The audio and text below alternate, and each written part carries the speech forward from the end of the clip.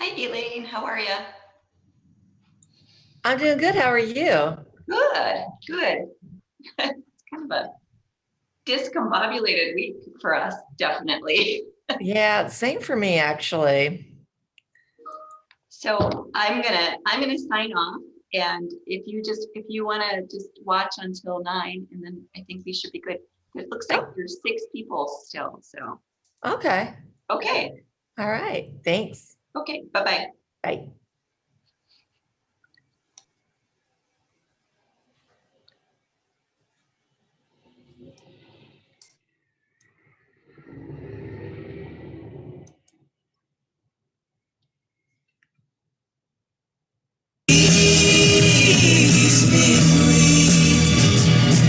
So sweet, silent angel, come to sleep.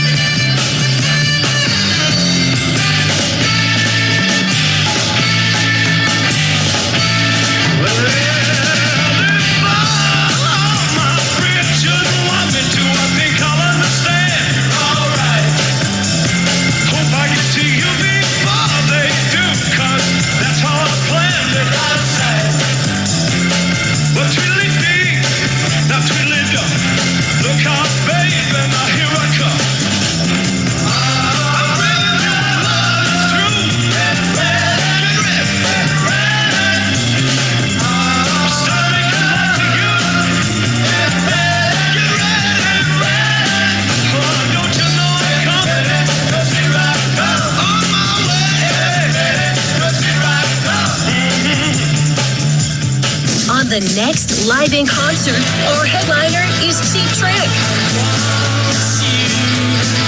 Hey, it's Lisa Berrigan. We'll hear a legendary performance captured live in their hometown of Rockford, Illinois in August of 1999. We'll also hear classic live sets by David Bowie, Night Ranger, and Queen. Don't miss Rock and Roll Hall of Famers, Cheap Trick. They're headlining the next Live in Concert. Live in concert with our host, Lisa Berrigan. Sunday evenings at 10 on 97.5 The Rock. 97.5 The Rock. Turn it up and dance. We won't tell.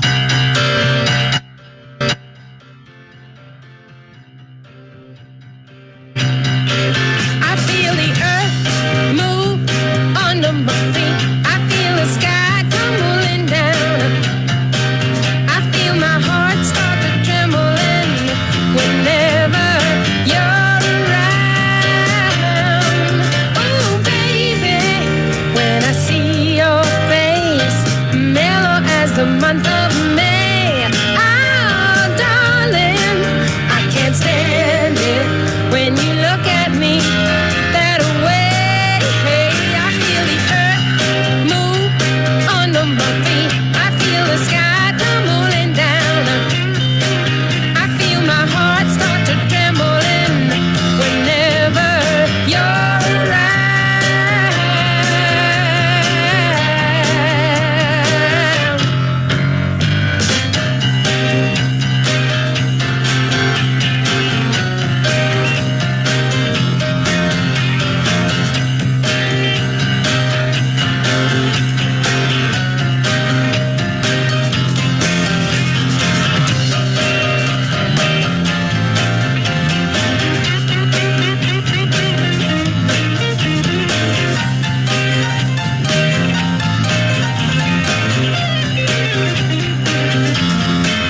Ooh, darling, when you're near me and you tenderly call my name, I know that my emotions are something I just can't tame. I just got to have you, baby. Yeah.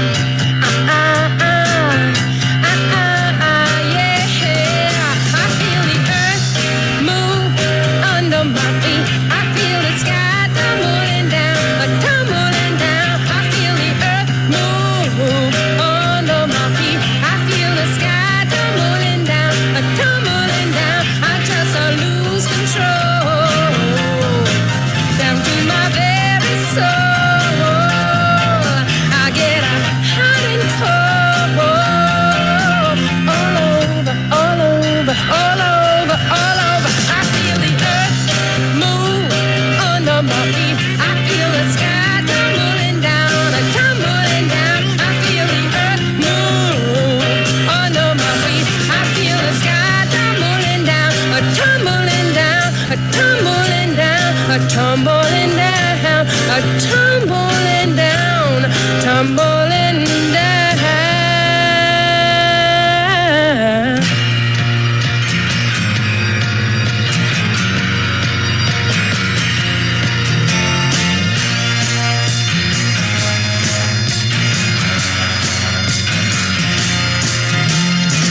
She's got something that moves my soul, and she knows I'd love to love her, but she lets me down every time. Can't make her mine. She's no one's lover tonight. With me she'll be so inviting. I want her all for myself. Oh, temptation eyes looking through my soul. With temptation eyes, you gotta love me tonight. Gotta love me, baby, yeah.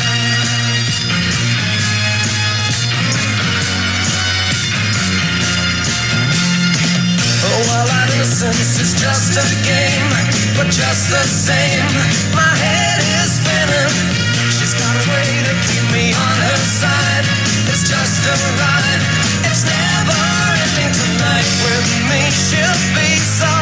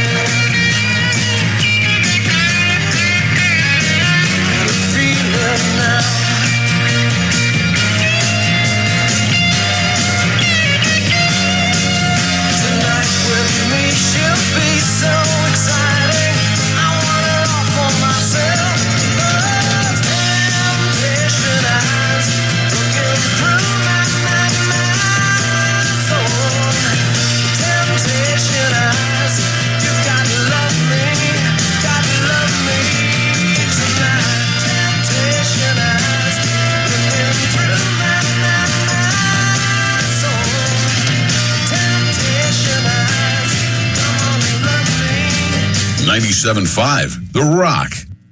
Slipping away, sitting on a pillow, waiting for night to fall. Girl in a dream, sitting on a pillow.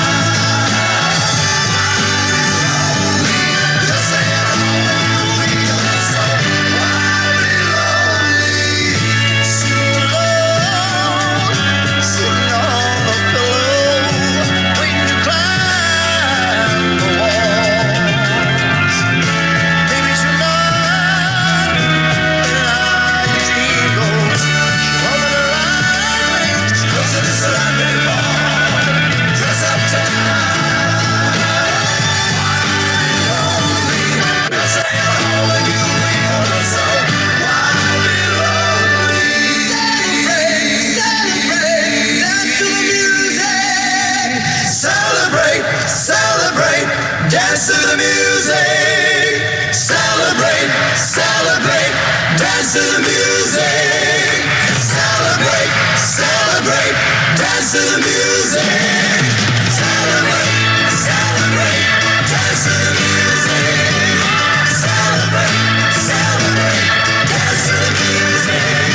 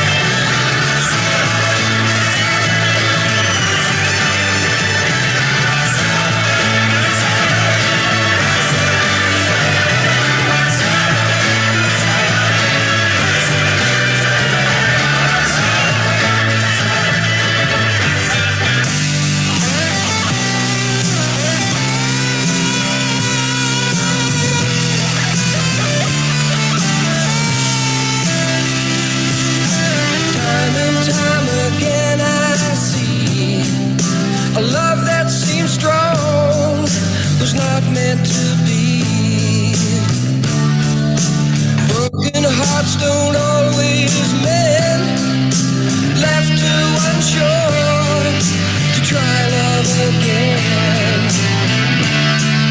But just between you and me, baby, I know how love will be. Just between you and me, always I know how love will be. Just between you and me.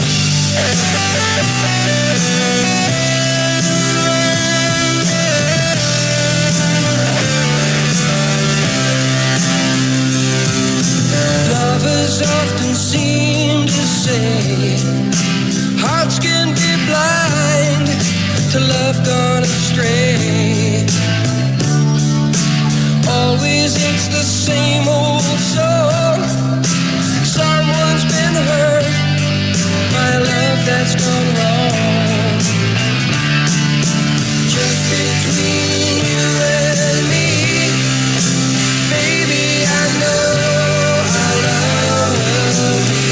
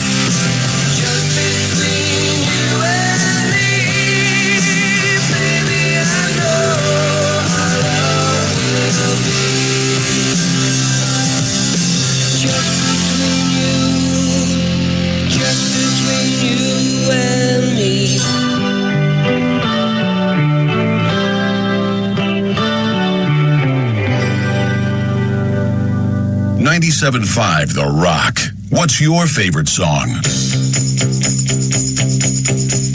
Oh, I tried and I tried, but I can't say goodbye.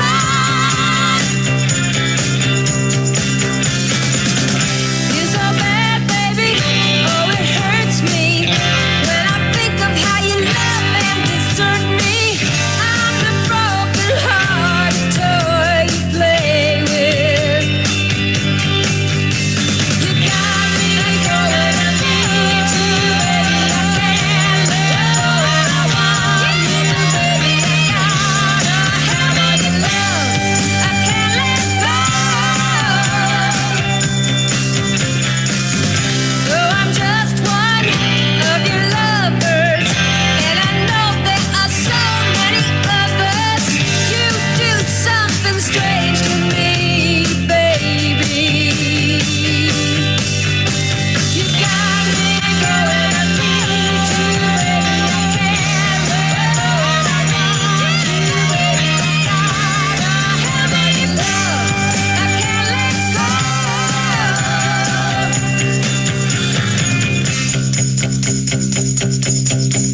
Oh, I tried and I tried, but I can't say goodbye. I know that it's wrong and I should be so strong, but the thought of you gone makes me wanna hold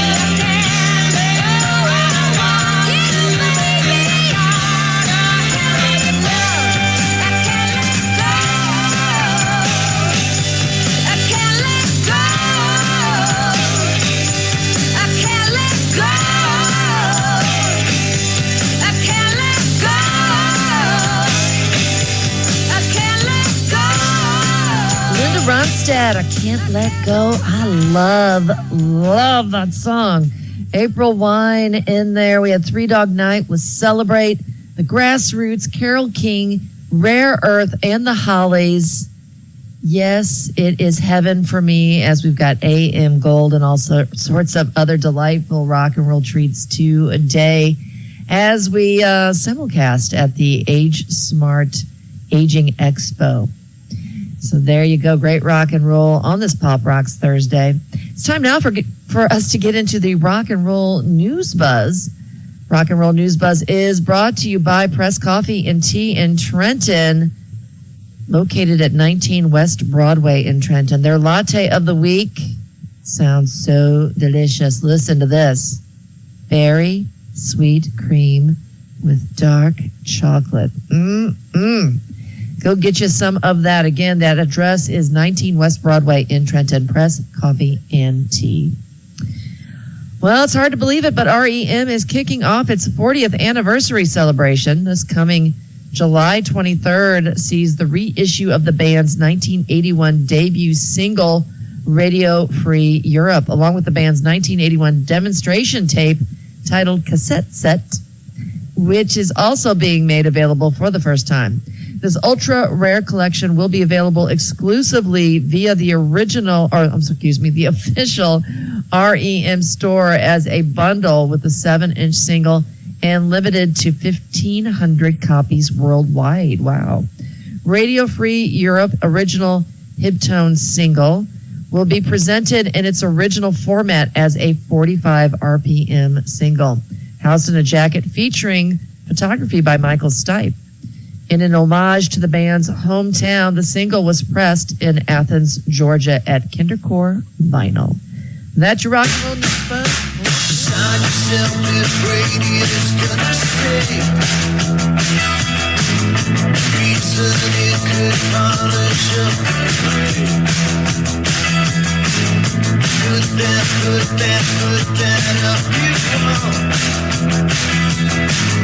That This is a country and all.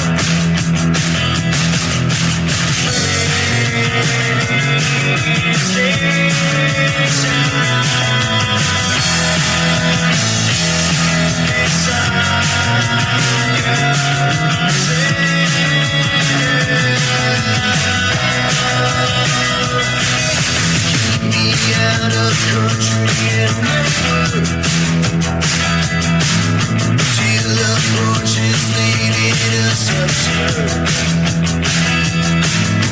Push that to the floor. That this is nothing at all.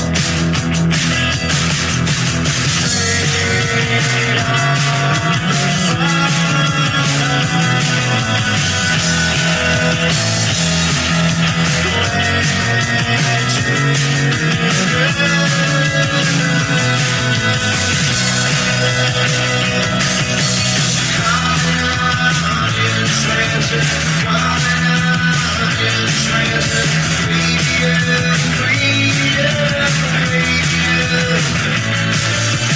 on the Defiant media too fast. Instead of pushing balances too far. Put that before. Oh, that this is unfortunate.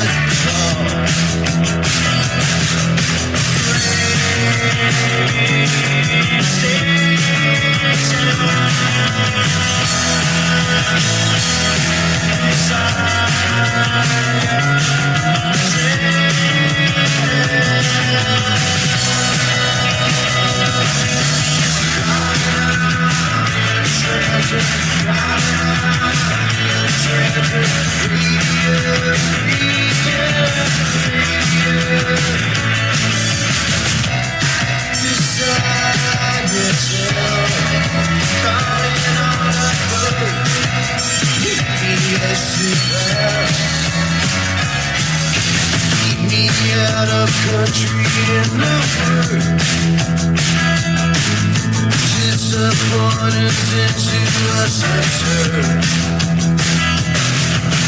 Straight on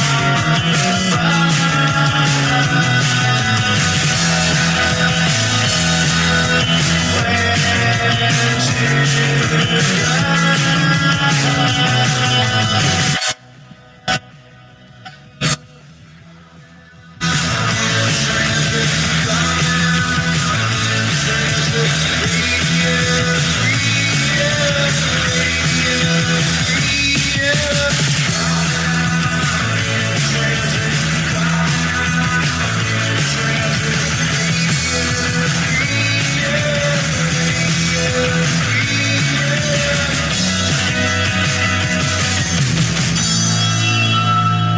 .97.5 The Rock. Hi, I'm Mike Grimes, President of Commercial Energy Consultants. Today I'd like to talk to you about why you should pick an energy supplier to lower your energy expenses. First, if you're buying electric from Ameren, Illinois, you're paying too much. Ameren, Illinois is required by law to rent out power lines to electric suppliers. Since the supplier's biggest expense is renting the power line, Ameren has a lot more overhead. And while Ameren's fixed rate is only good for 1 month, suppliers' rates can last up to 60 months. The best way to get the lowest power rate is to make suppliers compete, and that's exactly what we do. Our unique reverse auction makes suppliers bid openly for your energy business. We'll bring you the lowest bid for your energy consumption. In fact, because of CEC's unique reverse auction, don't hire or renew an energy contract without talking to us. Call Commercial Energy Consultants at 877-212-1400. Hidden Lake Winery in Aveston, Illinois is your destination for great times and relaxation. At Hidden Lake, you'll enjoy a wonderful menu, signature wines, and live music, all set in a serene forest atmosphere. Schedule a stay in one of their romantic cabins or plan your next event by calling 618-228-9111. For more information about live entertainment and other events, log on to hiddenlakewinery.com or follow them on Facebook. We rock. Don't be jealous. 97.5 The Rock.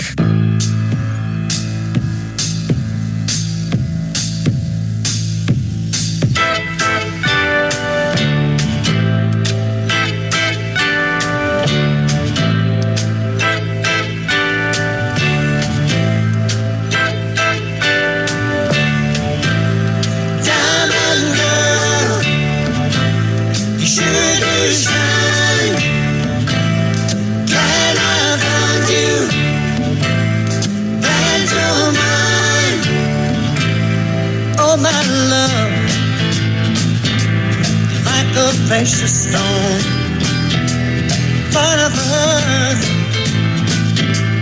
heaven is rained on. Makes no difference where you are, day or night time. You're like a shining star. How could I shine without you? It's about you that I am. Whoa, whoa, whoa, whoa.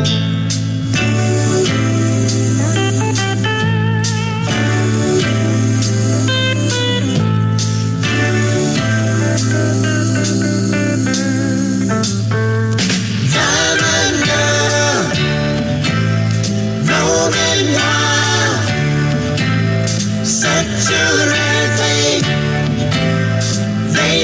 Child, I can never find another one like you. Part of me is deep down inside you.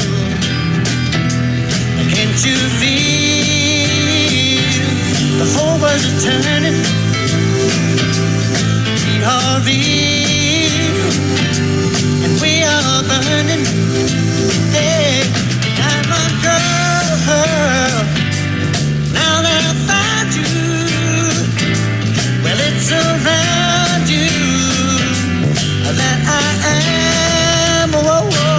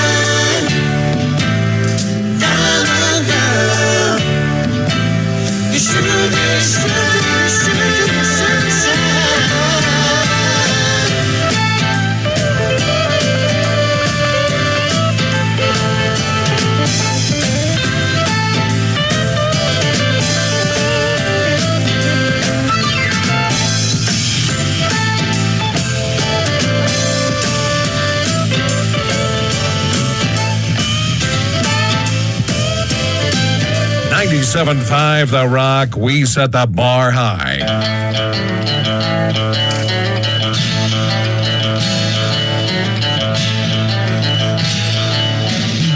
The local rock group down the street is trying hard to learn their song. Serenade the weekend squire who just came out to mow his lawn. Another Pleasant Valley Sunday. Charcoal burning everywhere. Rows of houses that are all the same, and no one seems to care. See Mrs. Gray, she's proud today because the roses are in bloom. Mr. Green,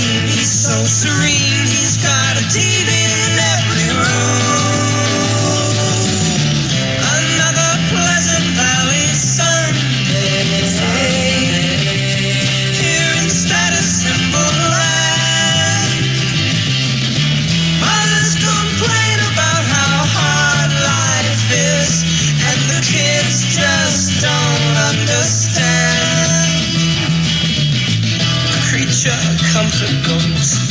They only know my soul and make it hard for me to see. Thoughts all seem to stray to places far away. I need a change of scenery.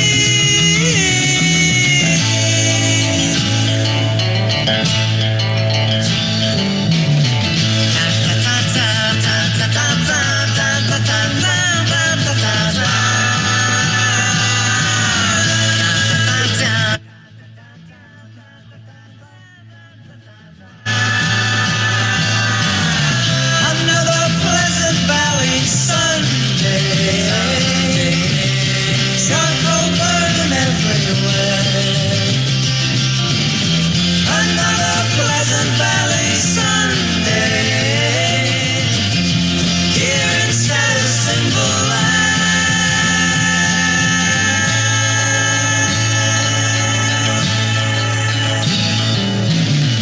Another Pleasant Valley Sunday. Another Pleasant Valley Sunday. Another Pleasant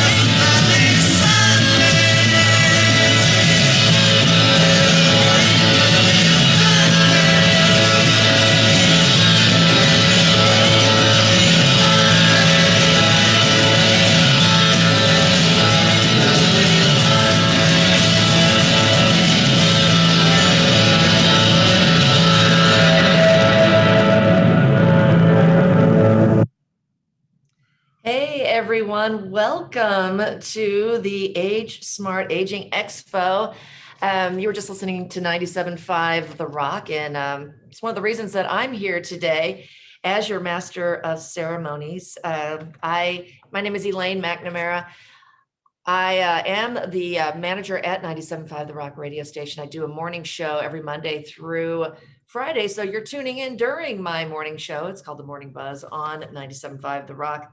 I'm also the Chamber of Commerce Director in Greenville, Illinois, and manager of something called the Smart Center, which ties in great with Age Smart. So I am broadcasting to you from the Smart Center in Greenville, and you can find out more about all of those places by going to the their websites. You can go to greenvillesmart.com to find out more about this location, wdlj.com for the radio station. So again, welcome you to the Age Smart Expo, Aging Expo. And I want to talk to you, about Age Smart Community Resources, because they are your area agency on aging. You probably already know that. They are the ones that help you age well your way. We'd also like to thank our sponsors for the expo because they make it happen. And I want to remind all of you that you can ask a question in our Q&A section. If you bring your cursor down to the three little dots at the bottom of your screen where it says more, you can click on that and you will see Q&A. And you can bring up that window. So if you have questions at any time during our expo, you can ask them there and we will try to get those answered for you as best we can. So there you go. A special thank you to our lead sponsor, Humana. And I would like to take time right now to introduce Lisa Wiseman from Humana. Lisa will be introducing our keynote speaker. Hi, Lisa. Good morning. My name is Lisa Wiseman, and I lead community engagement for the Humana Medicaid team here in Illinois. The plan I work with, the Medicare Medicaid Alignment Initiative, or MMAI, is a health plan for people who are eligible for both Medicare and Medicaid. We're currently in the process of bringing MMAI statewide, and we strive to be present in the community to break down barriers in communication and support groups such as Age Smart in their extremely important work. We're really excited to be here today and part of this event. Thanks for joining us. And now to introduce our speaker, Gary U. Behrman was an assistant adjunct professor at St. Louis University Schools of Social Work, Allied Health and Medicine for 29 years. Dr. Behrman is recognized for his expertise as a clinician, educator, and consultant, and he has a counseling practice in the St. Louis metropolitan area. He has extensive training in trauma recovery and suicide risk reduction. His research and publications are in the role of spirituality and faith in the healing process. Welcome, Gary. Thank you so much. It's an honor to be here. I think, Elaine, it says my screen sharing is disabled. Could you? Let's see, Abby, Joel, there you go. There we go. Okay, we are here running. So I provided up front my contact information that following this presentation, if you would like to contact me, here is the information, okay? Once again, I'm honored to be here, and aging is something we are all engaged in, whether we're 3 years old, 23, 53, or 83. Life is a process of aging. You know, it's interesting. Right before this presentation, I was checking my email, and I received an email, and it says 27 senior discounts you need to take advantage of now. So I smiled and I go, when did I become a senior? You know, at what age am I now considered a senior? Somebody put me on their email list and has identified me as a senior. So I may have to take advantage of those discounts. It still says, okay, next screen, please.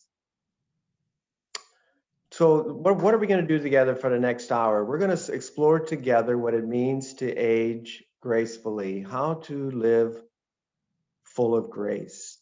And this involves directly learning how to embrace change and how to utilize a holistic approach to aging well. And this ties right in with Age Smart's mission. How do we learn from one another, help one another, engage one another to age well? Okay, next, please. Okay, so we got some terms here that we're going to identify because I want to make sure we're all on the same page. What do we mean when we use the term healthy? When you say to someone, I am healthy, what are you communicating? What is aging? And what does it mean to live full of grace? And what does it mean to be resilient? So we're going to break apart each of these definitions together. Okay, the very first starting point is to think in non-binary terms. Binary means you're either young or old, rich or poor, beautiful or ugly. So binary means either or. So during this presentation, I'm going to ask us to live in dawn, because someone can argue that I'm young or I'm old, and we wouldn't get anywhere. So learning to live in dawn is saying, you know, is it daytime or is it still nighttime? And the two people come together and say, you know, I think it's dawn. There's some daylight showing, but we're still living during the evening hours. So learning to live in dawn is one key channel, one key way of aging well, learning to live in dawn. So at what point do you consider yourself young or old? I was giving a presentation to a bunch of 8th graders a couple of years ago, and I was talking about aging, and I was saying, you know, how many of you have a grandparent that lives really close? And so few of the 8th graders had that luxury. So I invited and encouraged them to make a friend with someone who's old. And I says, do you know anybody who's old, and would you feel comfortable asking them to be your friend? And one 8th grade boy in the back of the class raised his hand. He says, Dr. Behrman, would you be my friend? And I busted out laughing because he saw me as old. Fast forward a couple weeks, I was giving a presentation in a senior citizen complex for assisted living and senior apartments. And I was giving a presentation, and this one resident addressed me as young man. So am I young or am I old? Are we healthy or not healthy, able or disabled? So living in dawn is one concept that I want to stress if we are going to age well and if we're going to live full of grace. We need to drop the binary terms of either or and know that each of us have a lot of young, youthful features, and we have some aging, old features, okay? So let's define our terms as we jump into this presentation. Next. So this is a definition of health that I work with throughout my career. It was given to me by a nurse.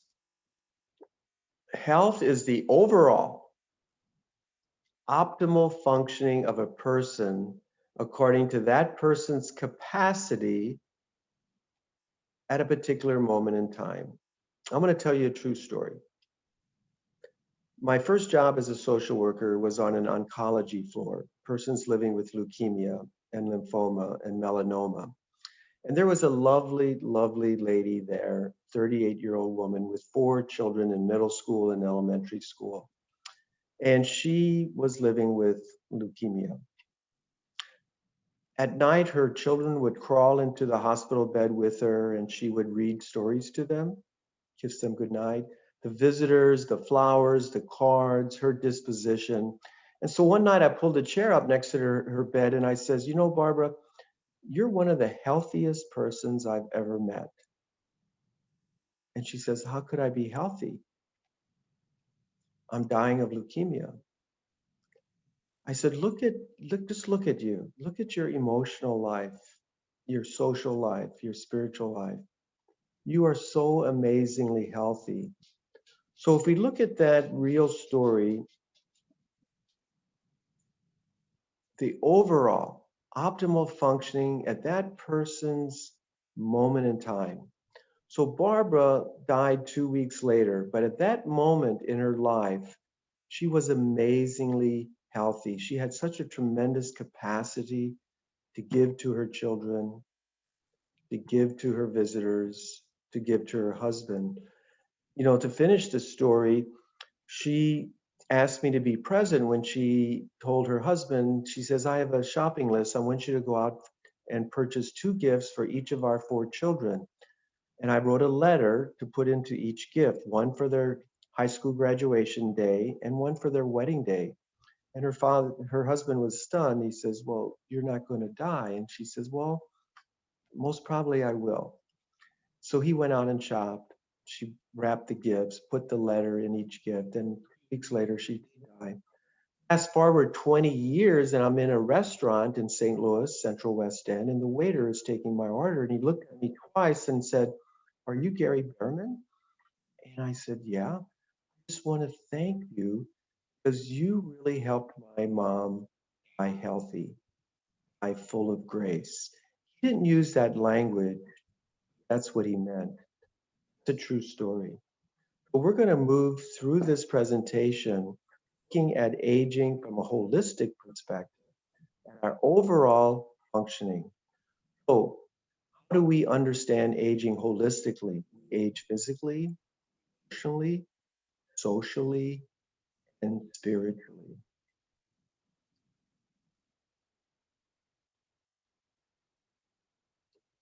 So what if we measured health not just in terms of our bodies? What about our emotions? What about our relationships? What about our spirituality? We labeled as frail because our bodies cannot run a marathon anymore, cannot climb steps anymore, cannot read a magazine anymore. Or we labeled as frail based only on our bodies. Really get offended when someone says that little old man.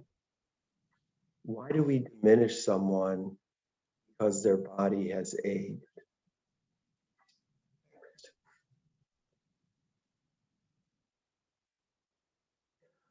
So, the definition of grace, according to the dictionary, is free and undeserved gift, eloquent and poise, charm and beauty. Do you wake up each morning feeling eloquent and poised? poised. When was the last time you felt elegant? I hope it wasn't your senior prom. Think about it. If we, with whatever our body is aching, no matter how much our body will not cooperate, no matter how much we can no longer physically do what we used to do, we still rise from our beds feeling elegant, feeling poised.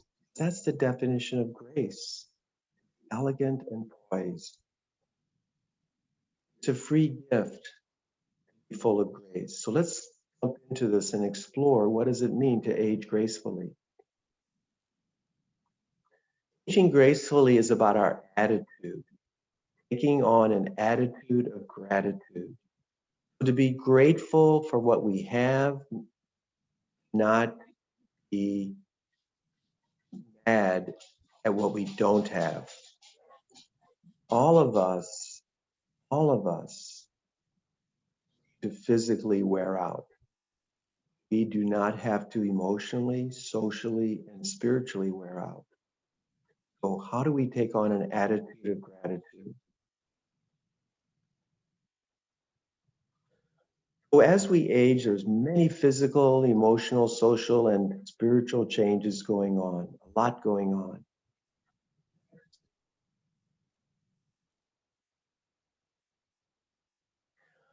So do we only focus on aging physically? We pay attention to grow emotionally. We pay attention to strengthening and enhancing our relationships with one another. And do we constantly seek new meaning and purpose to our life? This is really important, aging well and living full of grace. How do we grow emotionally? Think of the way we grow emotionally. Some of us may have had a very bad temper as an adolescent, as a young adult, and our wife gave us enough feedback. We no longer have those rage attacks. Maybe some of us have learned how to cry in our old age. Before we were 80, we never knew how to cry. Maybe in our 60s, we learned how to touch someone's hand and have deep empathy for them. When we were in our 30s, we would never have been that bold to comfort and soothe somebody in great pain. So think about the ways you have grown emotionally, and how do we continue to enhance our emotional growth? Next. What about friendship, companionship, and living in community? Some of my best friends are new friends. And some of my most treasured friends are old friends. Do we still reach out and make new friends? I was getting my oil changed last month, and I was waiting for it to be completed. A young man was in the waiting room also, and we started talking. I find out that right before COVID, he moved here from another state for Roston Purina. He said it's been so hard to make new friends outside of work because of COVID. So I invited him to coffee, and we now have new friendships. So developing new friendships is social growth, and securing and enhancing and enriching old friends is all about social growth.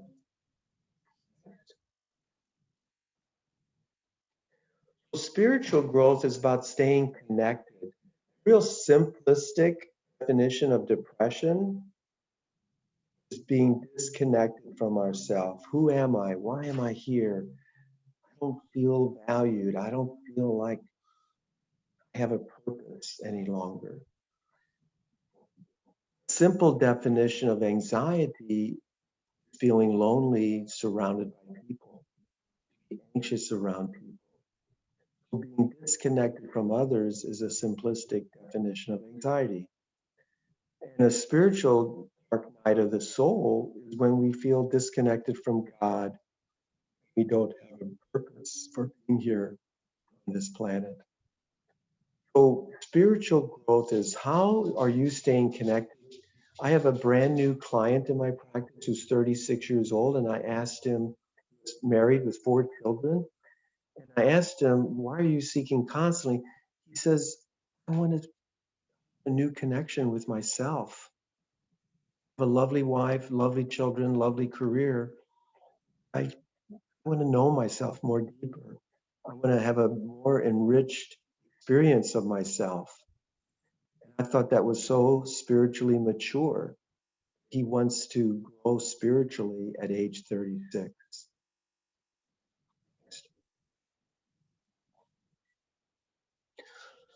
I believe religion is distinct from spirituality. Religion is the toolbox that teaches us how to be connected to God, how to be connected to others, and how to be connected to self. I choose to be a Methodist because their teachings, their liturgy, their scripture is the best way for me to be connected to God, others, and self. I choose to be a Muslim because their scripture, their tradition, their liturgy is the best toolbox that connects me to God and others and self. Whether it's Jewish, Muslim, Catholic, all of these are toolboxes to teach us how to be connected spiritually, God, others, and self. We leave a congregation when that synagogue, mosque, church no longer does that, no longer provides a toolbox. Keeps us connected and enhances and enriches our connections. Next. So now we have the basics. Let's look at aging from a holistic perspective. Aging is all about change. Change, change, change. The holistic approach is talking about our physical changes, our emotional changes, our social changes, and our spiritual changes. Next. What do you believe about change? We all have beliefs about what change means. Some of us like a lot of change, like me. I love change. If you look at my career, all of my professional life, I had rapidly changing, demanding environment. I had to multitask all day long. Never had a desk job. Tried it for one summer, and it drove me crazy, and I knew it's not where I wanted to be. That was the summer between my first and second year of my doctoral program. So some of us like a lot of change, and some of us like too much change. I think one of the reasons I like a lot of change, and I'm familiar with it, I'm the oldest of 8 children, in a very small house. So I grew accustomed to a very changing environment every day. And I like change. That's why I'm not going to retire. I will most probably die with my boots on. I'm going to ask each of you in the audience, what changes are most difficult for you? Is it losing your eyesight? Is it giving up your driver's license? Is it giving up your checkbook and having your daughter the checkbook?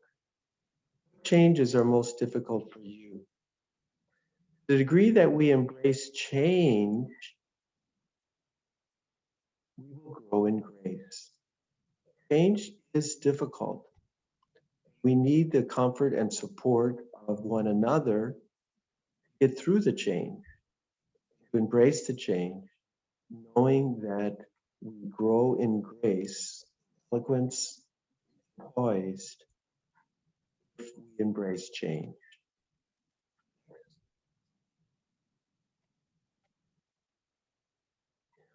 So, those who embrace change, resilient. Resilience is the ability of a person to withstand a significant amount of change. That's a simple definition of change, of resilience. You are resilient if you can handle change. Because change happens every day of our life. So aging well, aging full of grace, means learning how to deal with change. whether it's our children moving out of state, whether it's retirement. Learning to manage change is what it's all about in being resilient and living full of grace. Another definition of resilience is the strength to persevere and withstand change. So, have there been times in your life, look at being so bold in that picture, is there a time when you exhibited strength, hung in there, persevered, your son's hospitalization? Where were you? How old were you? You can look back, take a deep breath and say, wow, I did it. Able to move through that change, and it was difficult. We need to remember those moments in our life when we were resilient and draw upon those moments in order to build upon them when the next big change comes into our life, because they will come. Next. What is stress? All of us say, boy, I had such a stressful day today. What does that mean? Stress is any physical, emotional, social, or spiritual reaction to change. Stress is reacting to change. Physically, emotionally, socially, spiritually.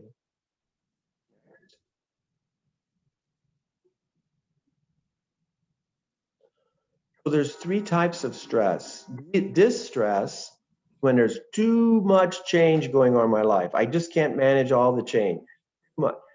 I can remember when I taught graduate students at St. Louis University, a student was getting married while she was in graduate school. She was working while she was in graduate school. Her father died while she was in graduate school. And she came to me de-stressed. Dr. Behrman, I just can't manage all this change at one time. O stress is boredom. Every day is the same. And many people in retirement experience O stress. Never get any visitors. Mondays are just like Wednesdays. Wednesdays are just like Fridays. And even, God forbid, Sundays are just like Wednesdays. That's living in O stress when there's not enough stimulating change going on in our life. U stress is living in the zone. Just the right amount of change for me at this time in my life. Remember our definition for health?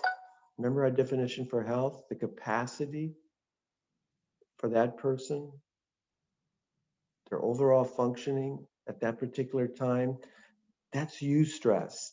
I can manage this amount of change in my life. Now, depending on your birth order, depending on your age, I worked as an EMT in the emergency room of a hospital. I would never do that today at my age. I was 22 years old. I loved it. Rapidly changing environment. Who's coming through those doors next? Delivering a baby, an automobile accident, a heart attack. I was fit for all of that change going on. You don't see people, next time, next time you watch one of those hospital drama shows on TV, or next time, God forbid, you go to the emergency room, you don't see very many people over the age of 50, maybe even over 40, working in emergency rooms. Why? Because as we age, we don't like as much change as we used to when we were younger. Now, even at my age, I'm the ripe old age of 70, I still like a lot of change. I'm still looking for something new to do in my life. I still like variety. I love that I'm still working and giving seminars. So it's really important, if we're going to live full of grace, if we're going to age well, that we know how much change is good for us. So parenting is about telling your 6-year-old, I think you've had enough change for one day. It's time to go to bed. Turn off that phone and go to bed. So many 16-year-olds aren't getting that parenting. I find in my practice, they're all stressed out. I'm all stressed out because they're not falling asleep till 2 o'clock. They got their phone on till 2 a.m. and then they go to school the next morning. So they're not managing change because a 16-year-old often, not always, but often needs a parent to say, you've had enough for today, shut it down. And a lot of high schoolers are self-parenting, and they're not ready for that yet. They don't know how much change is good for them. Young adulthood, then we get to know ourselves and how much change is good for us. Next. What is resilience? Comes from the Latin word resilio, to bounce back. I'd like to flip it. I think resilience is the ability to bounce forward, because there's some changes in our life, like losing our eyesight, losing our driver's license, that are permanent. We can't go back. So living full of grace is learning to bounce forward. How do I bounce forward with this immense new change in my life? Next. So let's look at our strengths. How do we bounce forward and live full of grace? So managing change is key. Let's all take a pause right now. Name one significant current change that's going on in your life right now, today, Thursday, May 22nd. I'm going to give you a moment to think of one significant change that's going on in your life today.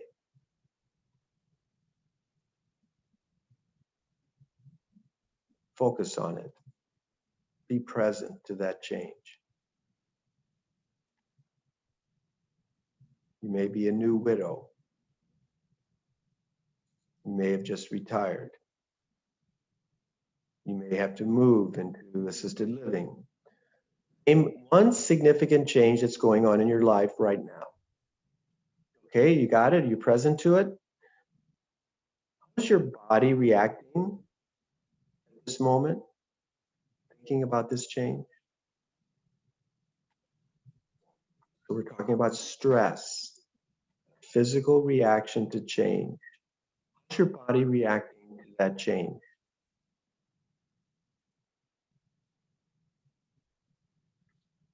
What emotion is surfacing?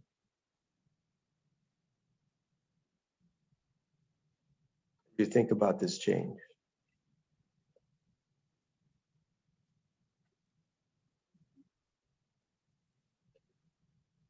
How is this change affecting your relationships? Your family, your friends, your coworkers, neighbors?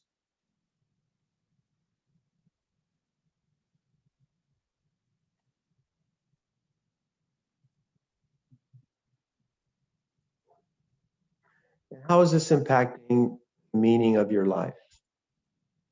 Your purpose for being on this beautiful planet?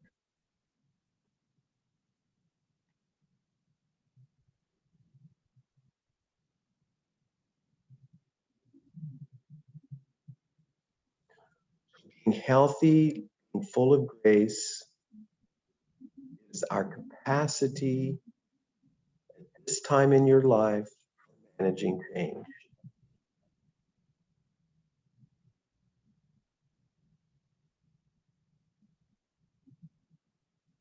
And resilience is the ability to bounce forward,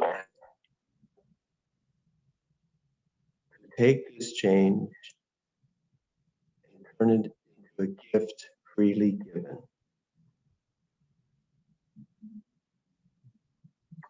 Next. What strengths do you have to make this change? What's working for you?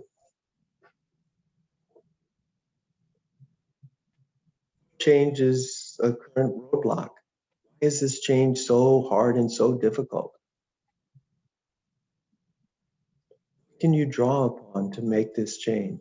A friend, a family member, prayer, exercise, your inner strength?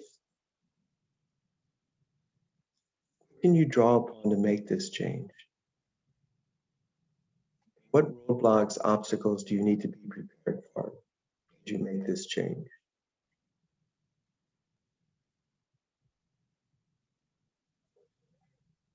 Next. So what is grief then? Grief is a physical, emotional, relational, spiritual reaction. So grief is experiencing loss that comes with change. Okay? So stress is the reaction. Grief accompanies stress because something has been lost. And grief is the acknowledgement of the past. What was past is now lost. It's gone. Never going to drive a car again. Never going to work as a nurse again.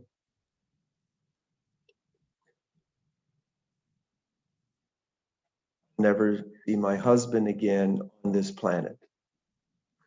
So grief is the sorrow that accompanies loss. Grief is a sorrow that comes about when we experience change. Grief is healthy. So change represents an end, something that has been familiar to us. Our lives are different after this change, whatever this change may be. And so often we can't go back. Change is permanent. We can only go forward. So living full of grace, living gracefully, is learning how to bounce forward and accept what has been lost forever. Next. So how is grief different from depression? Next. Grief is feeling sad. I can no longer drive a car. Feeling sad and fatigued because my husband isn't here with me anymore. Grief involves tears. It can change our appetite, sleep, and our concentration. All those are very normal things that accompany grief as we age. We all grieve as we age. Learning how to grieve, learning how to embrace change, learning how to bounce forward is what living full of grace is all about. Next. Depression is different from grief. Depression is bouncing backwards. It's refusing to embrace change. It's being angry and hostile and bitter about change. So angry that I can no longer see. I'm so angry that I can no longer walk. So angry. And you know what? I'm helpless, hopeless. There's nothing I can do to make my life better. I'm just going to stay living in the past. I'm not going to learn how to bounce forward. There's nothing I can do to make it better. And you know, it's always going to be this rotten, this bad. So helplessness and hopelessness always accompanies depression. Grieving people are not depressed. Grieving people are sad because they are now a widow. They know they're not helpless or hopeless or worthless as a widow. They know they can bounce forward with new relationships, new friendships, new invigorated relationships with their grandchildren. They have hope for the future, not only for themselves, but for their children and grandchildren. So a depressed person doesn't have hope, doesn't feel worthwhile, lost interest, anything in the present or the future, only live in the past, extremely tired all the time, and unfortunately can lead to suicidal thoughts. Grief does not lead to suicidal thoughts. Grieving is healthy and natural. Something is lost. My husband, eyesight, my driver's license. Sad I lost that. I'm going to bounce forward because I'm not helpless and hopeless. I'm grieving. I'm going to miss driving my car, but I've got so much to live for as I bounce forward to a new life with all these changes. Next. We do not manage change. Depression takes the form of dis-ease. We're not at ease with ourselves, others, and God. Spiritually disconnected. That results in physical problems, migraines, backaches, intestinal, upset stomach, bowels, heart disease. It can create anxiety, depression, social isolation, destructive and harmful behaviors towards self and others. We lose all lack of purpose and meaning. If we do not learn to manage change well, if we do not embrace change, if we do not bounce forward into the future, knowing that we have resources, inner strengths, outer strengths can help us bounce forward, we will avoid dis-ease. We will stay connected to self, others, purpose, and life.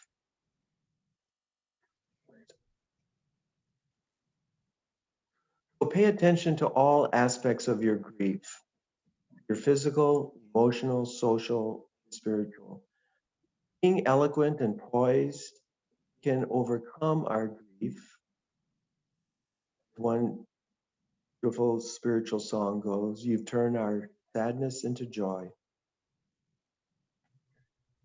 So bouncing forward, embracing change, learning how to manage change, grieving the loss that's permanent, it's all about living gracefully. So grieving is grace. Stay physically active, move, move, move. Express your emotions positively. By expressing an emotion positively, I mean crying. I feel really sad right now. May I cry with you? You accept my tears. So emotional, positive about our emotions, creating solid relationships with new friends, old friends, family, nurturing our connections with self, others, and God, nurturing our spirituality. Next. Well, studies have shown over and over again that it's very, very important to move. Even if we have a desk job, even if we're confined to a walker, we can do all kinds of stretching with those big elastic bands. We can do wall push-ups. We can sometimes squat. Make sure you get some consultation from a physical therapist or chiropractor. Even if our mobilization is limited, we still need to stretch, walk, exercise, dance, hike, climb it. I climb a tree every year on my birthday. As long as I can climb a tree, I'm not old. So learning how to move, the body needs oxygenated blood. And if the body is sedentary, is sitting immobile all day long, the organs, the kidneys, the liver, isn't getting good oxygenated blood. Thus, those organs deteriorate without oxygenated blood. So having a desk job, sitting all day and watching TV is the worst thing for your biological health. You have to move, move, move. Next.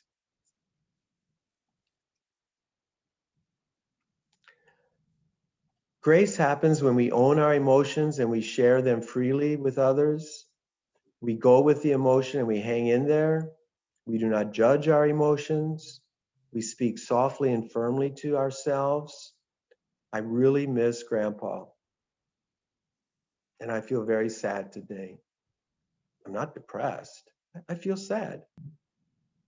And we learn how to self-soothe through music, through food, through a cup of coffee with a friend, through a walk with a dog. There's all kinds of beautiful ways Some people find sewing and quilting and stitching soothing. Learn how to self-soothe in ways other than marijuana and Jack Daniel's whiskey. There are always beautiful options, but we need to learn to self-soothe. Google it. Google self-soothe and just sit back and say, what brings me comfort and emotional peace? And practice that and do that every day. I have rituals that self-soothe me, that console and comfort me. Next. So, how are your relationships? I want each of you to pick up the phone, write a letter, email, text, Snapchat, somebody today. One person. I want you to reach out to one person today and say, I was thinking about you and I care about you. Can we talk? Can we get together? I want you to reach out to one person today. And I encourage it to be somebody that you will surprise. In other words, you talk to your daughter every day. No, that's not reaching out. I want you to stretch yourself. Someone that you really care about, but you haven't communicated with for quite some time.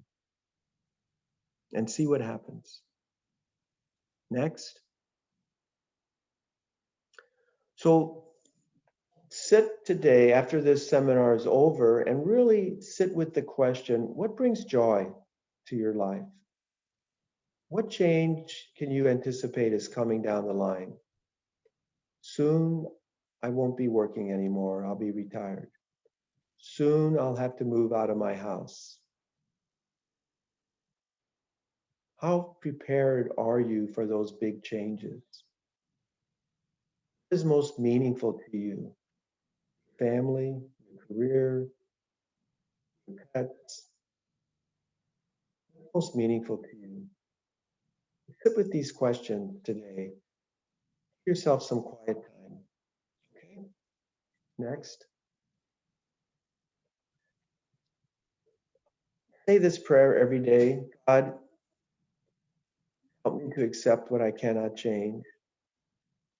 Courage to change what I can. The wisdom to know the difference. Beautiful prayer to say every day. Entire prayer in Google. Entire prayer is quite beautiful. These are the first 3 lines of the prayer. Next. So, what changes are most difficult for you? I could change one thing about my present situation. What would that be?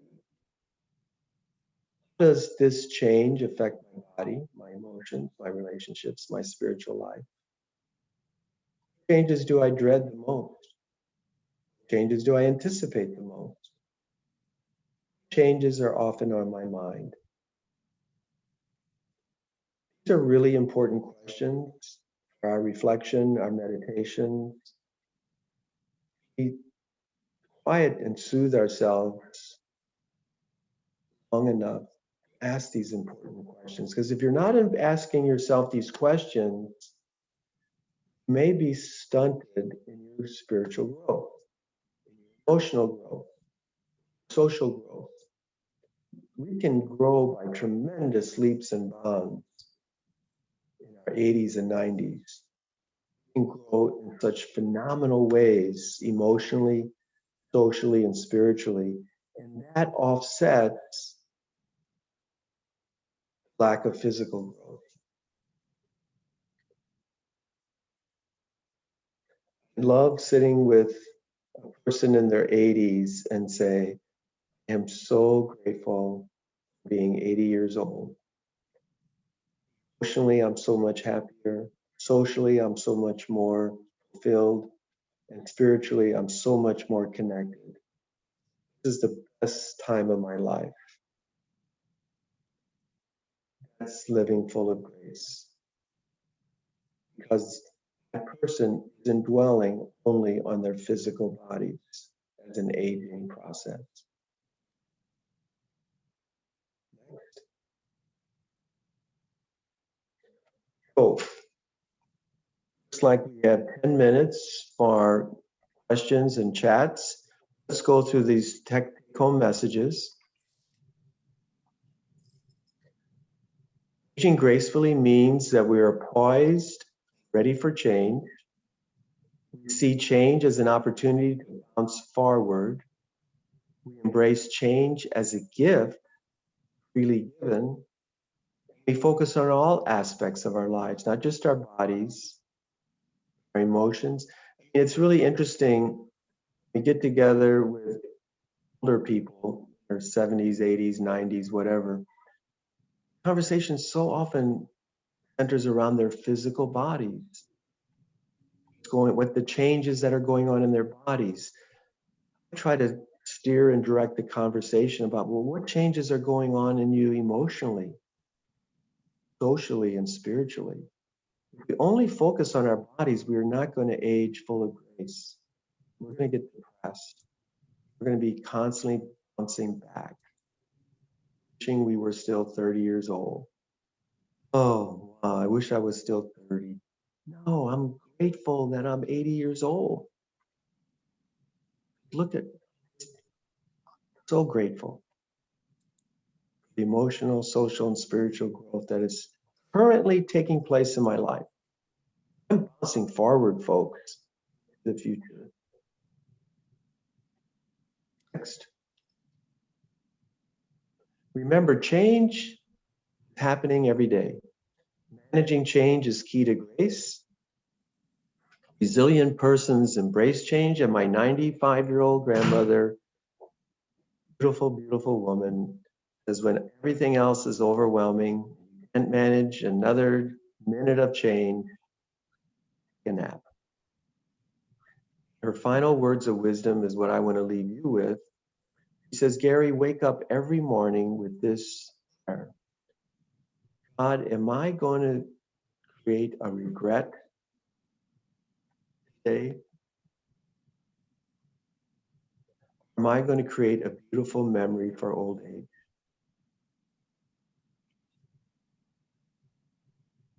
Thank you. Now I'm going to open it up to chats or questions. And I do want to run through the remaining slides. There's resources there. Do you want to quickly? Beauty of Grace, that's a beautiful song, one of my favorite songs. So I want you to listen to that. Next. I have a question for you, Gary, from one of our participants. Okay. That is, as a member of the sandwich generation, how best to balance the pull between caring for aging parents and being present for adult children? Well, I'm one of them. I spend every Saturday, Sunday, Monday in Albers, Illinois, taking care of my 91-year-old mother. I work Tuesday through Friday here in St. Louis. So I am sandwiched, but I do not feel guilty. And I schedule a luncheon, 2-hour lunch. I take a long extra walk. I have a friend who has a farmhouse out in the country where I'll do a all-day retreat. Just go out to the farm near St. Genevieve, Missouri. I really practice self-soothing and self-care as a sandwiched adult. Because I always use the metaphor of the airplane flight attendant. If the cabin loses pressure, put your mask on first because you're not good for anybody else if you pass out. So don't put the mask on the people around you because you're not going to be able to put the mask on them. You're going to pass out for lack of oxygen. Put your mask on first, and then you'll be able to help the people around you. Next question. Questions? We got some chats. Oh, here we go. I know some people are talking about they're tired of taking medicine every day. Mm-hmm.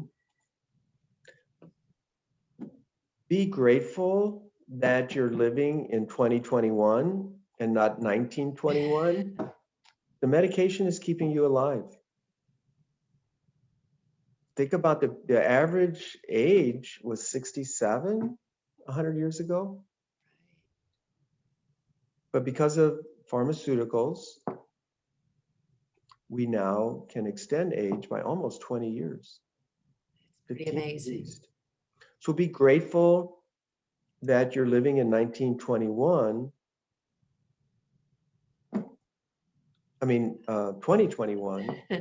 because medications were not as available 100 years ago. Right.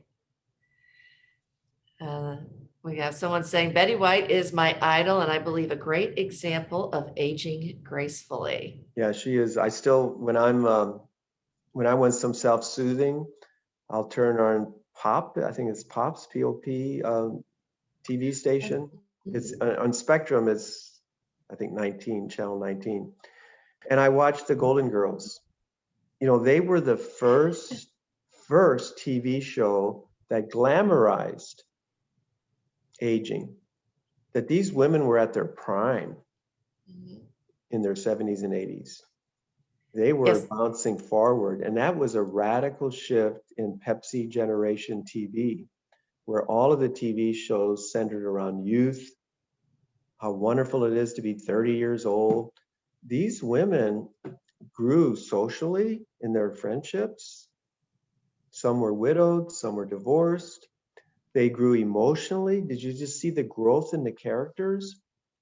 Yeah. The Golden Girls, how they grew emotionally, how they soothed one another, and how they stayed connected to self and others. It was a wonderful breakthrough. Norman Lear was a phenomenal contributor to our society, All in the Family. I mean, I could go on and on. His drama comedy shows were Definitely. And people of all ages love that show and love those characters. And I even have a group of girlfriends that's our plan. When we get older, we find ourselves, we've decided we're not going to be alone. We're going to, just come together if we find ourselves in that position. Elaine, I have a commitment from two friends also to do that. And in fact, when we since COVID, we do urban hikes. So we used to go to breakfast every Friday morning. My friends and I, every Friday morning we go up to breakfast, and then we go to work or whatever we're doing it. Since COVID, we now do urban hikes. We walk through different neighborhoods in St. Louis. So for 60 Fridays, we've gone through 60 different neighborhoods, and it's lovely. People are sitting on their porch, we talk. Anyway, we pass certain complexes and we go, oh, what do you think about this place? 10 years from now, do you think this would be a good place for us to live? So I know exactly what you're talking about. Yeah, I think it's good to have something like that. Not to morbidly look forward to, but to know that you will still have this other part of life to experience once you like you said, go through change. It'll be your way of getting through. Anyone else? Oh, we got another one. Okay. Splendid hour together. It says, will these resources be available after the seminar? I'm intrigued by the ones Dr. Behrman has curated as impactful. Will the participants, Joy, will the participants have access to this slideshow? Yes, she says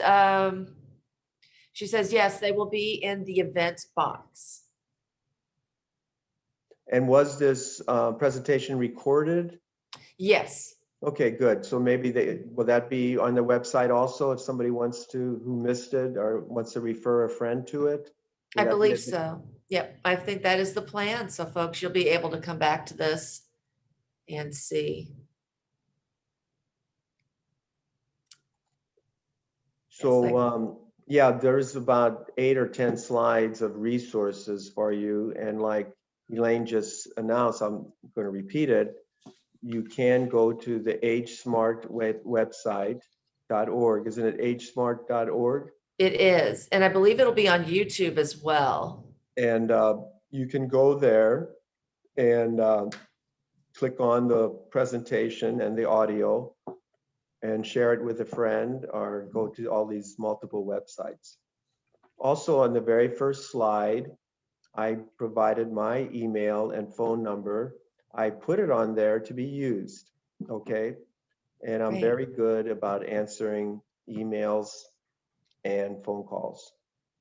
Great. Well, thank you for a wonderful presentation. I know you made, at least I teared up a couple of times, happy and sentimental tears, but thank you so much. And as Gary said, yes, you can always refer to these resources, and Gary, you can reach out to Gary. We really do appreciate it, Gary. And folks, we are going to take a short break. Let's see, we're gonna be back around 10:10. So we're gonna take a short break, and we're gonna play some videos for you during the break. So we'll go ahead and do that. And Gary, again, thank you. Okay.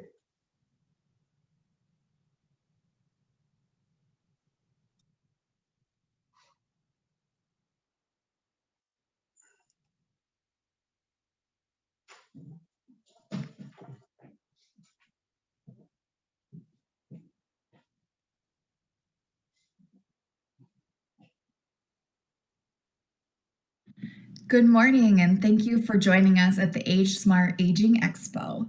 My name is Lisa Wiseman, and I lead community engagement for the Humana Medicaid team in Illinois. The Medicare-Medicaid Alignment Initiative, or MMAI, is a health plan for people who are dually eligible for Medicare and Medicaid. MMAI is a voluntary program that improves health care for dually eligible beneficiaries in Illinois and allows them to receive all of their health care services through one managed care health plan. Currently, MMAI is only available in Chicagoland and Central Illinois counties. The MMAI program will be expanding statewide on July 1st, 2021. As we look towards this expansion statewide, we strive to be present in the community to break down barriers in communication between members, community groups, provider groups, and managed care organizations. Our goal is to decrease confusion and provide services in order to best serve our new members. We're excited to be part of this event, and thank you again for joining us today at the Age Smart Aging Expo.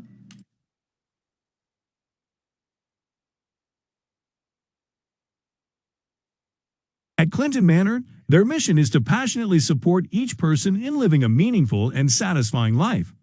Clinton Manor in New Baden, Illinois provides long-term care and short-term rehabilitation for seniors and individuals with high medical needs. Their team delivers person-centered, direct care for individuals recuperating from surgery, stroke, or illness.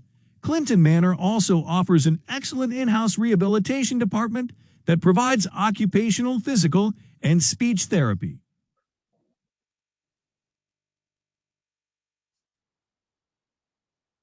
The dream that he kept here, moving me down the highway, rolling me down the highway, moving ahead so life won't pass me by.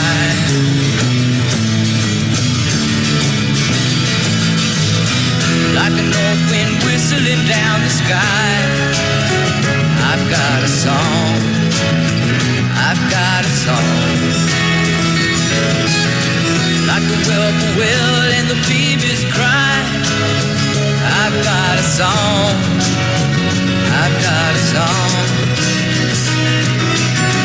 And I carry it with me and I sing it loud. If it gets me nowhere, I go there proud.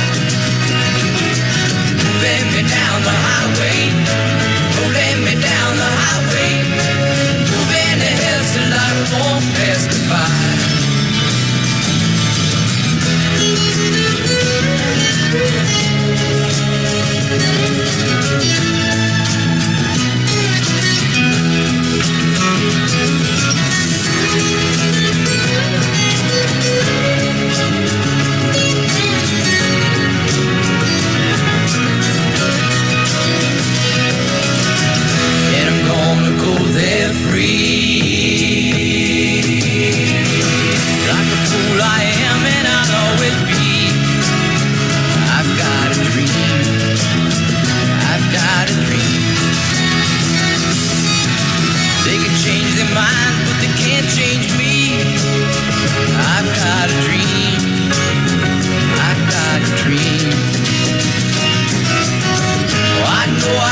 share it if you want me to. If you're going my way, I'll go with you. Bend me down the highway, don't let me down the highway. Moving ahead so life won't pass me by. Moving me down the highway, don't let me down the highway. Moving ahead so life won't pass me by.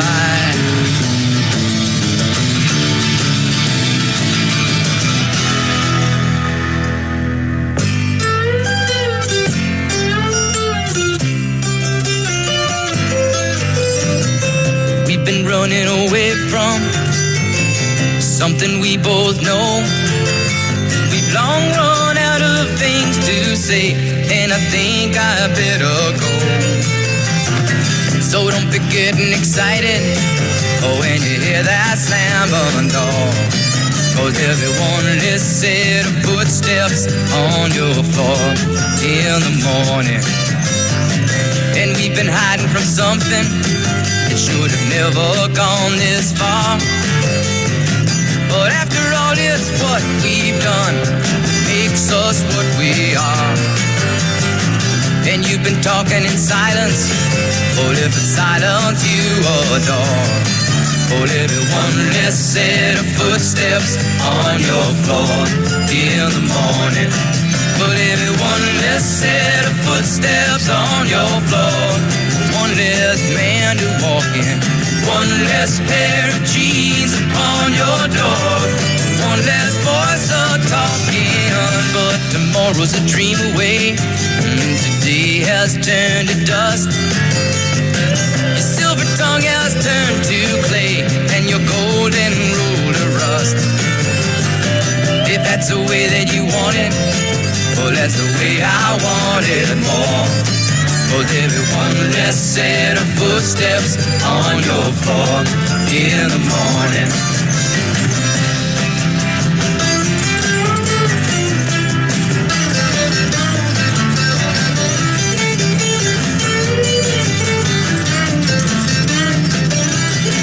But every one less set of footsteps on your floor, one less man to walk in, one less pair of jeans upon your door, one less voice to talking.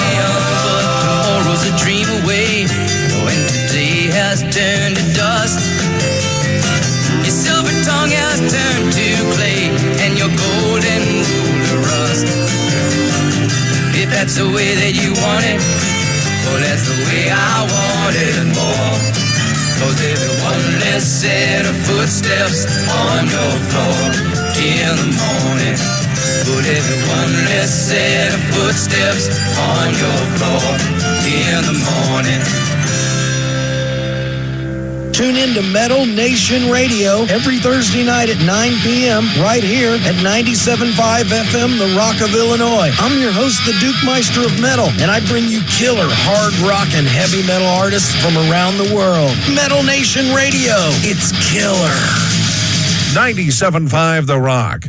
We didn't invent cool. It just sounds like it. I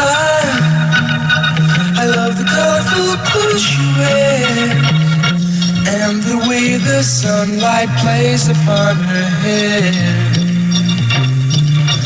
I hear the sound of a gentle word on the wind that lifts her perfume through the air. I'm picking up good vibrations. She's giving me excitations. I'm picking up good vibrations. She's giving me excitations. Good vibrations. She's giving me excitations. Good vibrations.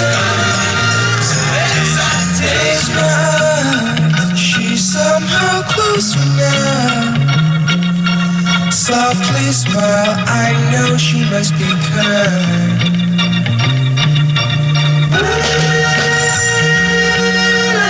In her eyes, she goes with me to a blossom room. I'm picking up good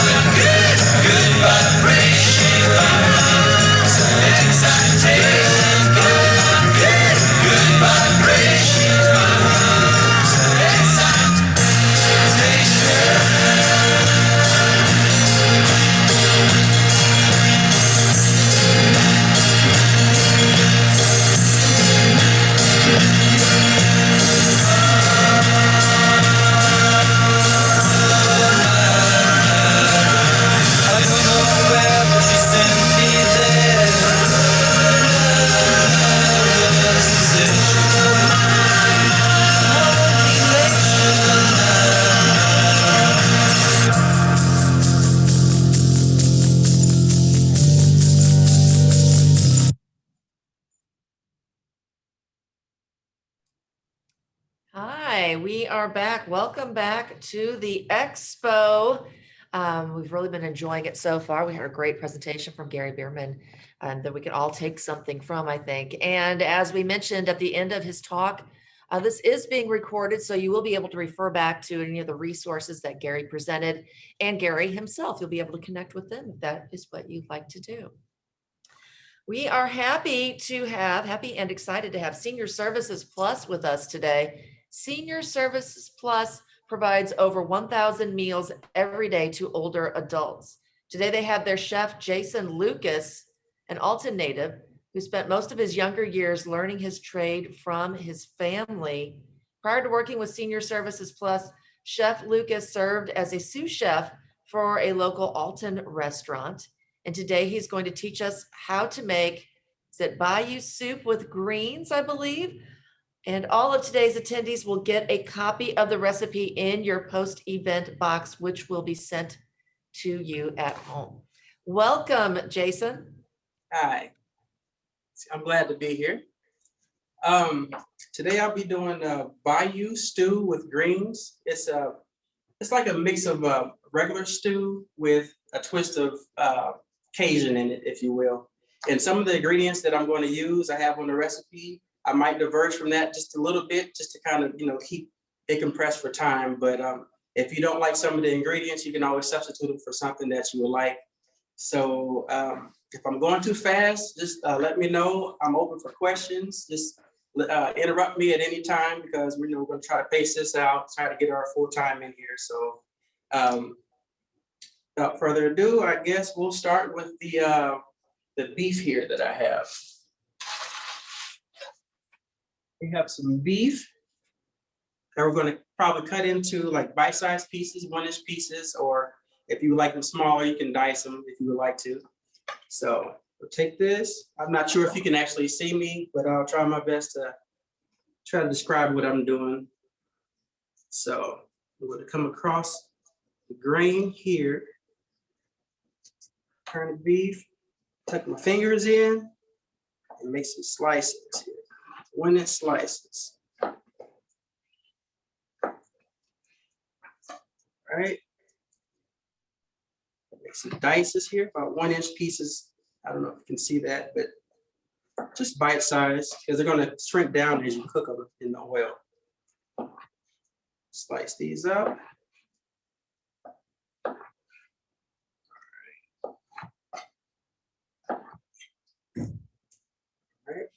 And I'm cooking in an Instant Pot today. You can use it in a slow cooker, or you can do it on the stove top. You just have to turn the heat down a little bit and be patient with it, saute it, and just let it simmer. But we're not going to use the pressure cooker part on the Instant Pot today, because it probably take too much time. So I pre-cooked most of the meat and stuff that I'll be using, just to save time too. So what you want to do is add a little oil, set your pot to saute. And we'll take our meat and we'll put inside of the Instant Pot. Leave the gloves here and get rid of this meat board so we can go to the next one. 1 second.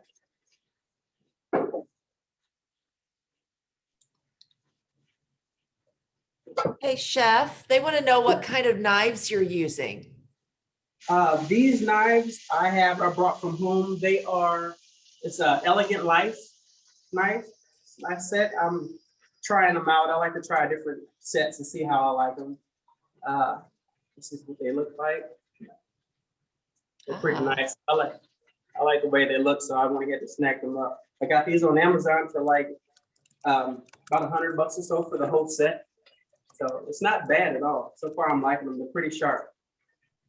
So with this here, we're going to add a little flour.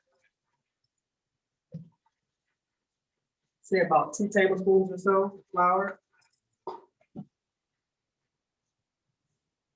We'll let that cook down just a little bit. And like I said, I've already had some pre-done, so I'll add that to the mix too, just to kind of speed it up. Let that saute.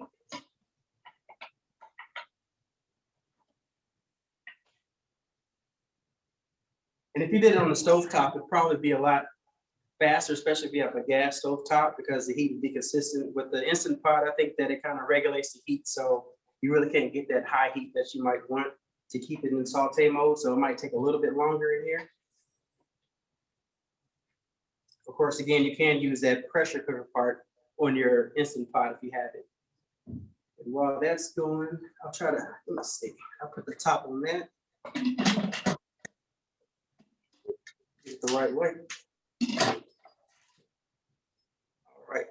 While that's going, I'll chop the onions and the onions. We have carrots and celery to chop. So we'll get that going and put that to the side while that's sauteing.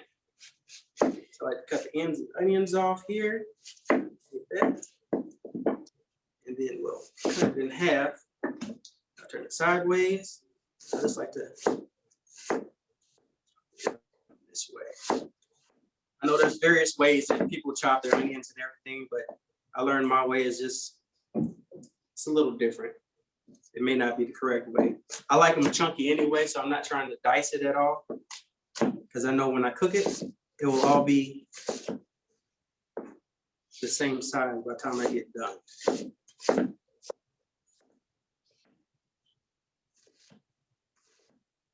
Let me know if I'm going too fast. I don't want to chop or do too much. I don't know if anybody's actually trying to do this at home as we do it, but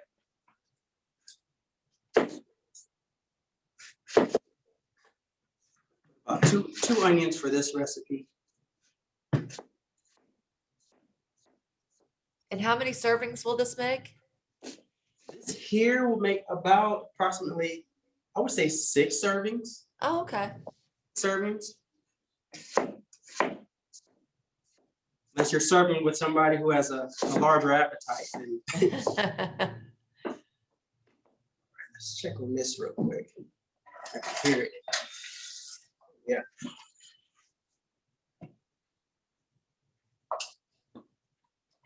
We're trying to cook that flour out a little bit, the flour taste. So you want to saute it long enough so you don't get that, you know what I mean, that flour bitterness, I guess you would call it. Yeah. Doughiness. And you don't have to use flour if you're gluten-free. You probably use like maybe rice flour or something like that. I think you could probably do that. So, or if you want to knit it all together, it just, the flour is going to help tighten up the sauce at the end. So you want to cook it with the meat in the beginning to kind of cook it down. So when we add the liquid. Could you use cornstarch? Cornstarch? If you use cornstarch, I would use cornstarch at the end. Okay. And make a slurry and pour it in. That way you know how thick it is and just let it cook like that. I think it may burn in the beginning, you know, so that's looking pretty good. So we're gonna add our vegetables.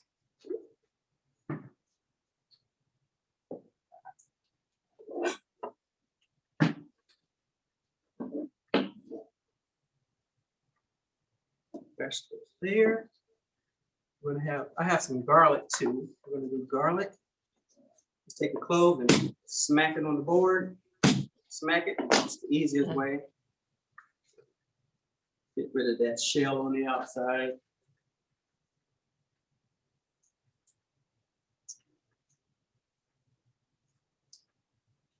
Have some more up already. We'll do about maybe 6 cloves.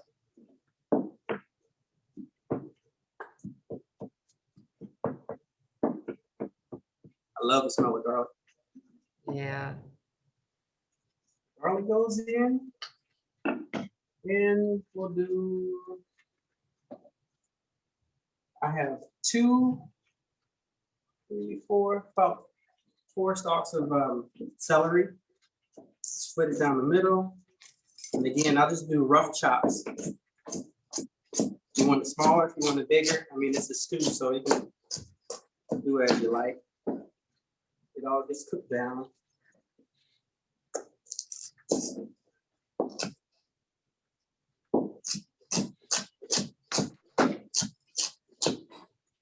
Add that to it.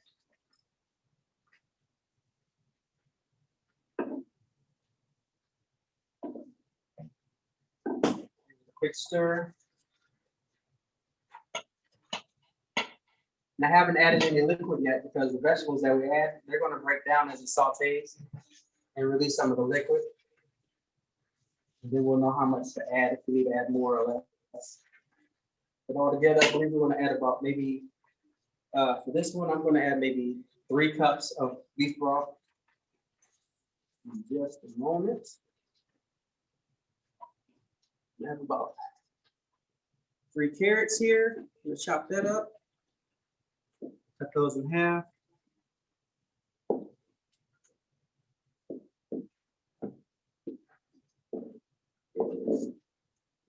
Chop those.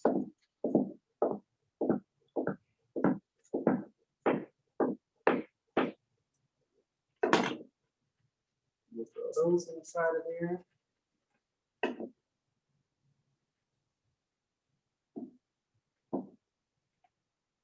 Have a little salt. About a teaspoon of pepper. You can add some more later after we taste it. It's pretty good. It's cooking pretty good. I'm gonna add the beef broth. I'm gonna add about maybe 2 cups now. And I'll add another cup later. I'm gonna see how it turns out. If it gets too thick or not. All right. We have to wait just a little bit on that so it comes back up to heat. So it sautés still. Add this lid to it. Any more questions? Yes, can you use a salt substitute or Himalayan sea salt?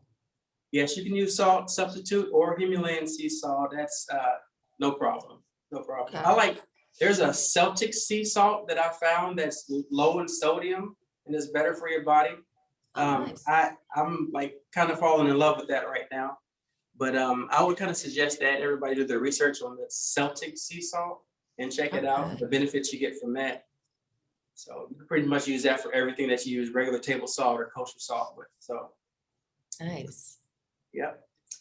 We have, what else have we got here?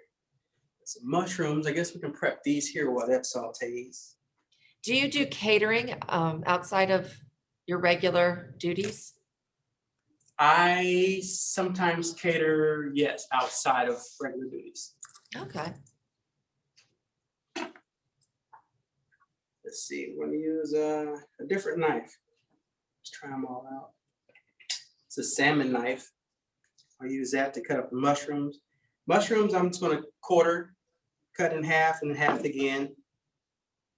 They're pretty, they cook pretty quick, so.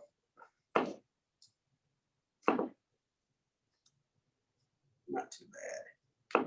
If you don't want to use mushrooms or if you're allergic to mushrooms, you can leave them out. It's perfectly fine. Well, here's a question for you. How did you get into this line of work? I actually kind of fell into it, honestly. I wasn't really actually looking to become a chef or anything, but I actually wanted to become an artist growing up. Oh. But I listened to my mom. She told me something about culinary arts, which I never knew what culinary arts were at the time when I was younger. So I looked it up and I was like, okay, well, you know, cooking is like an art form. So maybe I can try to do that or whatever. So I looked into it, and as I was growing up, my mom would show me how to cook certain things on the stove, and my grandmother and aunts and uncles. And it kind of just stuck with me. So I just took it upon myself to go out and learn as much as I could about cooking and what I could do. And I just followed it from there, I guess. Nice. Just kind of fell in my lap. Yeah, it's meant to be. Yeah. What Alton restaurant did you work in? I was at Holiday Inn. Okay. Holiday Inn, yeah. Yeah. I learned a lot there too. It was really nice. I'm sure. So yeah, this is cooking. There's no temperature on the Instant Pot, or this model anyway. So just keep checking it. Sorry. Oh, I was gonna say, and how long does it cook in there?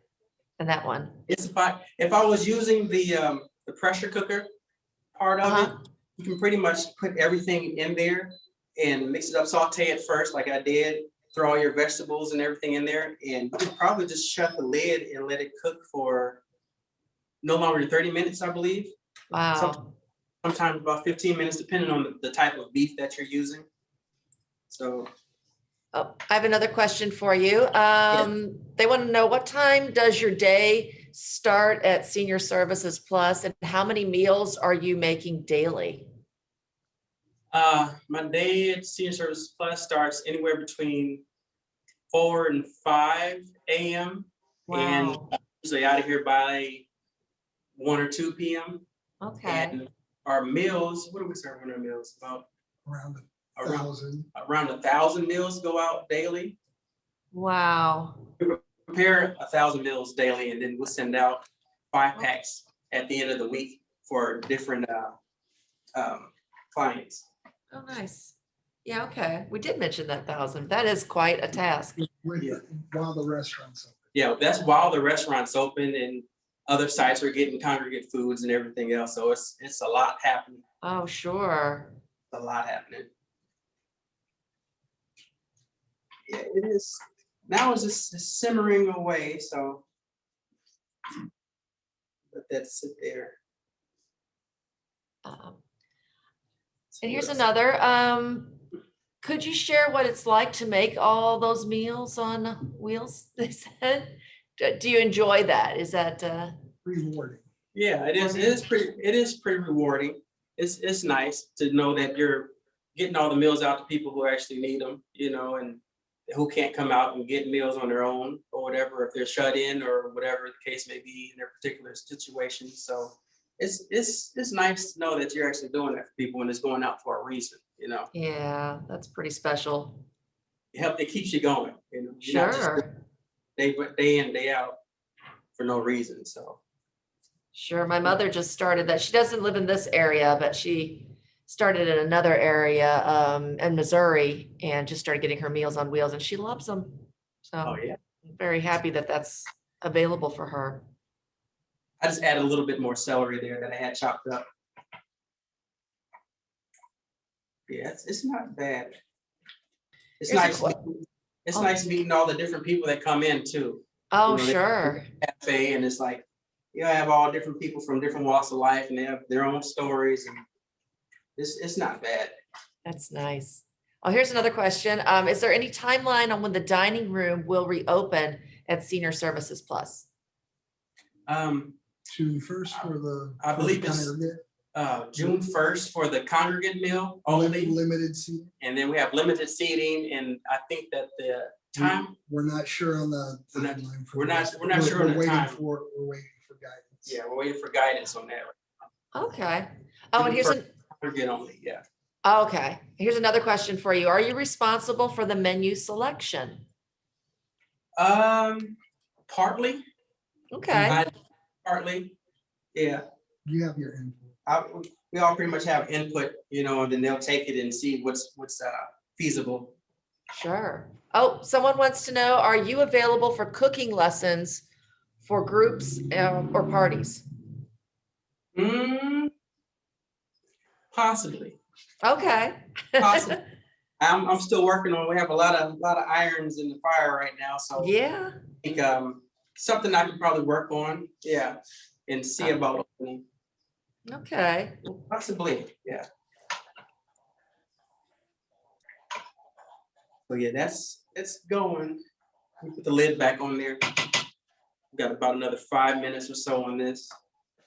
And like I said, I pretty much try to par cook or pre-cook most of this stuff for this presentation because I'm not using a pressure cooker. So we're going to try the saute situation here. And I think that's the hottest setting that I can get this on. So we have steam, porridge, slow cook. So these are nice to have. I thought I was going to use it more at home, but I really don't because I cook everything on the stove. But it's a good thing to have regardless if you use it a lot or not, because when you need it and you don't have it, you're going to wish that you did. Yeah. So I kind of like this better than a crock pot because it's more versatile. You can do more things with it. But if you can use a crock pot, you can just set it and forget it and just leave it, which I'm sure a lot of people are used to. So, but this thing is really nice. I haven't baked in it yet, but eventually I will. I'll try to. Interesting. Oh, here's another question. What is your favorite food to cook or I guess, the most popular menu item at Senior Services Plus? Our popular menu item at Senior Services Plus now, I believe, would be our chicken sandwiches. Oh, I believe because a lot of people like the chicken sandwiches for the grilled or the fried chicken sandwiches.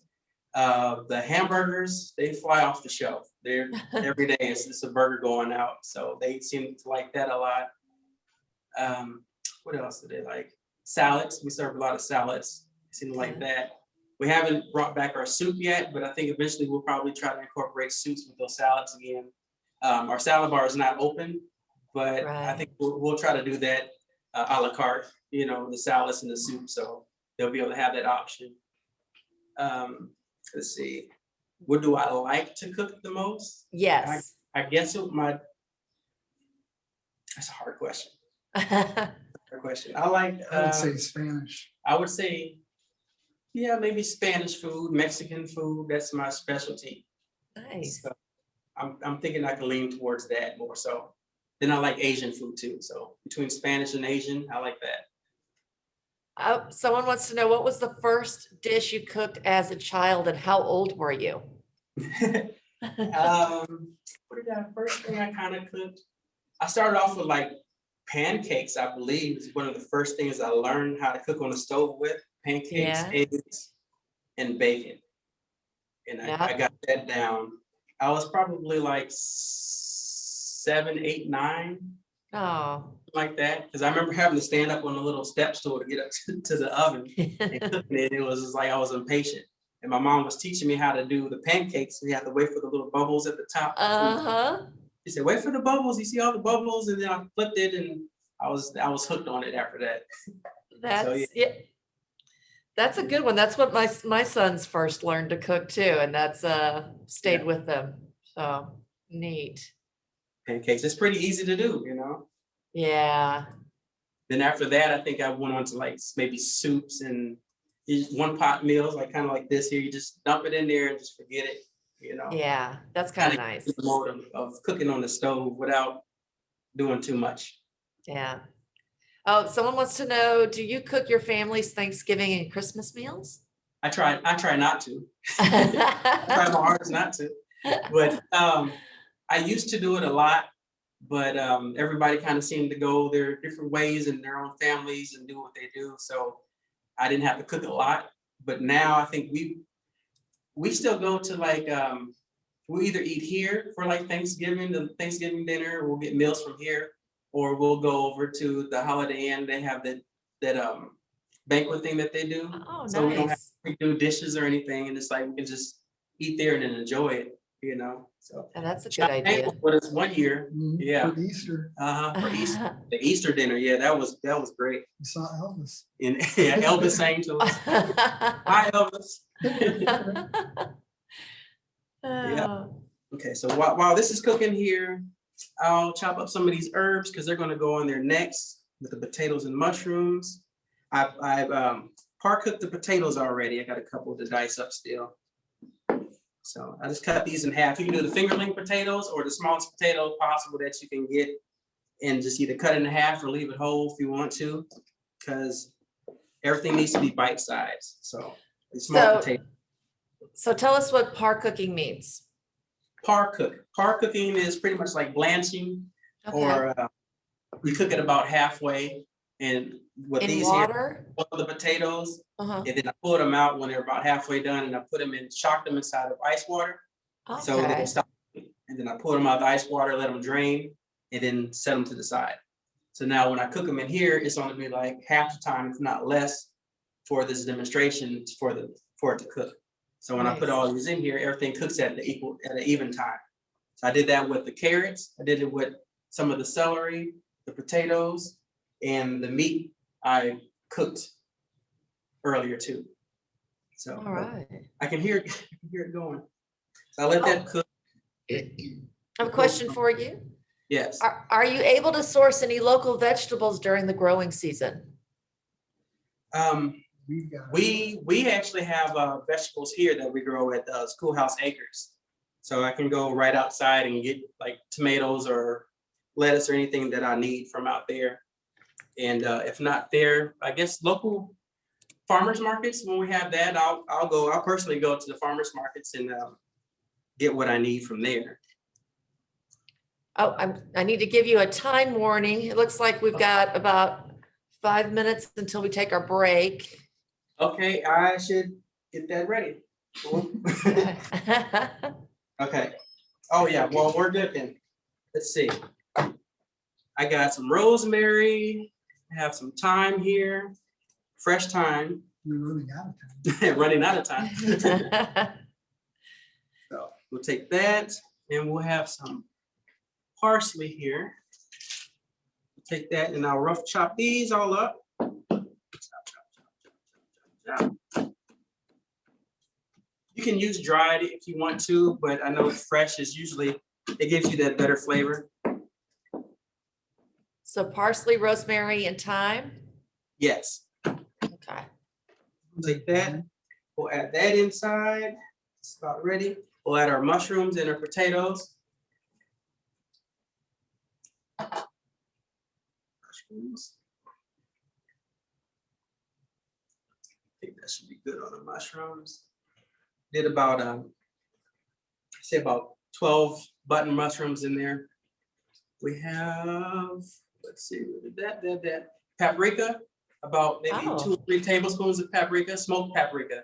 The flavor, it must be smoked paprika. Then we have a little cayenne, which is optional. If you don't like the heat, don't add it, but it's what makes it the Bayou. Gives it a little kick, yeah. Yeah. And as that goes, I have some washed collard greens here. We need is like maybe a handful, maybe say 3 leaves or so. I took the middle vein out, I cut it out, or you can rip it out if you need to, whatever you're comfortable with. And I just chop it in half. Oh, you're good. We can always take a little bit of a shorter break. Someone else wants to know, do you prefer cooking to baking or vice versa? I like cooking. Yeah. Yeah. I personally can do more with cooking than baking, but I do bake a little bit. I do bake a little bit. My wife pretty much does most of the baking. Ah. So. What is your family's favorite thing that you make? My family, well, my wife is Creole and Lithuanian. Oh, so wow. A little bit of Polish, so they kind of verge over to that side, like Polish dishes and what is that? Bulgogi, I believe it's pierogies. Pierogies, and they'll do something else too. Pierogies and I'm bad with that name. What is that?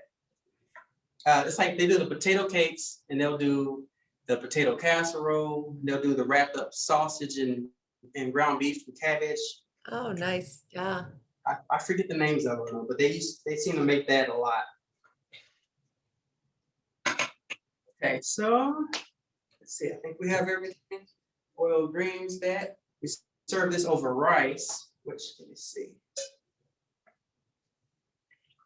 I'll get some rice here. Give you an idea what it looks like. Do you use a rice cooker or do you just cook in a pan? I cook in a pan, but you can use a rice cooker. Yeah, it makes life easier. Yeah. I learned that from living in the South. I'd never seen a rice cooker until I lived in Louisiana. And, Oh, yeah. Yeah, it's a staple down there. So yeah, the longer this cooks, the better it gets. The next day, the next 2 days, it's like it gets even better. But pretty much just let this cook down. Yeah. And then you'll get some sauce on there. I try to get up close to the camera to give you a close up. Okay. Someone wants to know, are those cabbage rolls called goblunki? That sounds familiar. That sounds familiar. Maybe. Yeah, I can't pronounce it even. Something, yeah. If it's not called that, it should. Look, you can see this here. Let's see. Ooh, that looks good. Now we're all starving. There you go. Beautiful. There you have it. For lunch. That's for Well, thank you so much, Jason. And I'm sure we can get your contact information through Age Smart. And again, folks, this is being recorded, so you'll be able to refer back to it at another time. And yeah, it looks like we're all going to be trying to make Jason extra busy calling him. Thank you again. Thank you. We're going to go ahead and take another short break. We're going to see more from our sponsors. Thank you again to our sponsors. And we're just going to tune back into 97.5 The Rock.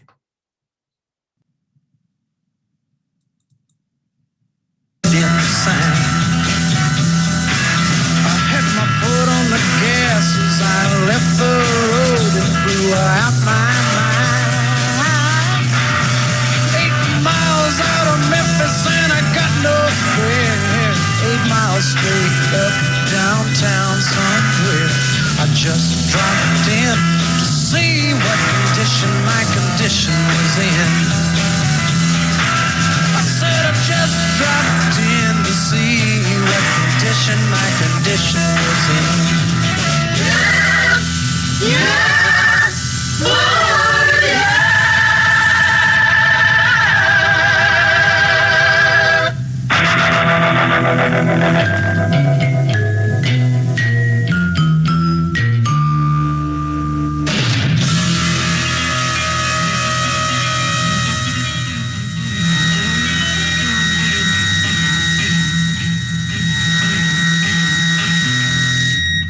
Madison County's choice for rock and roll. 97.5 The Rock.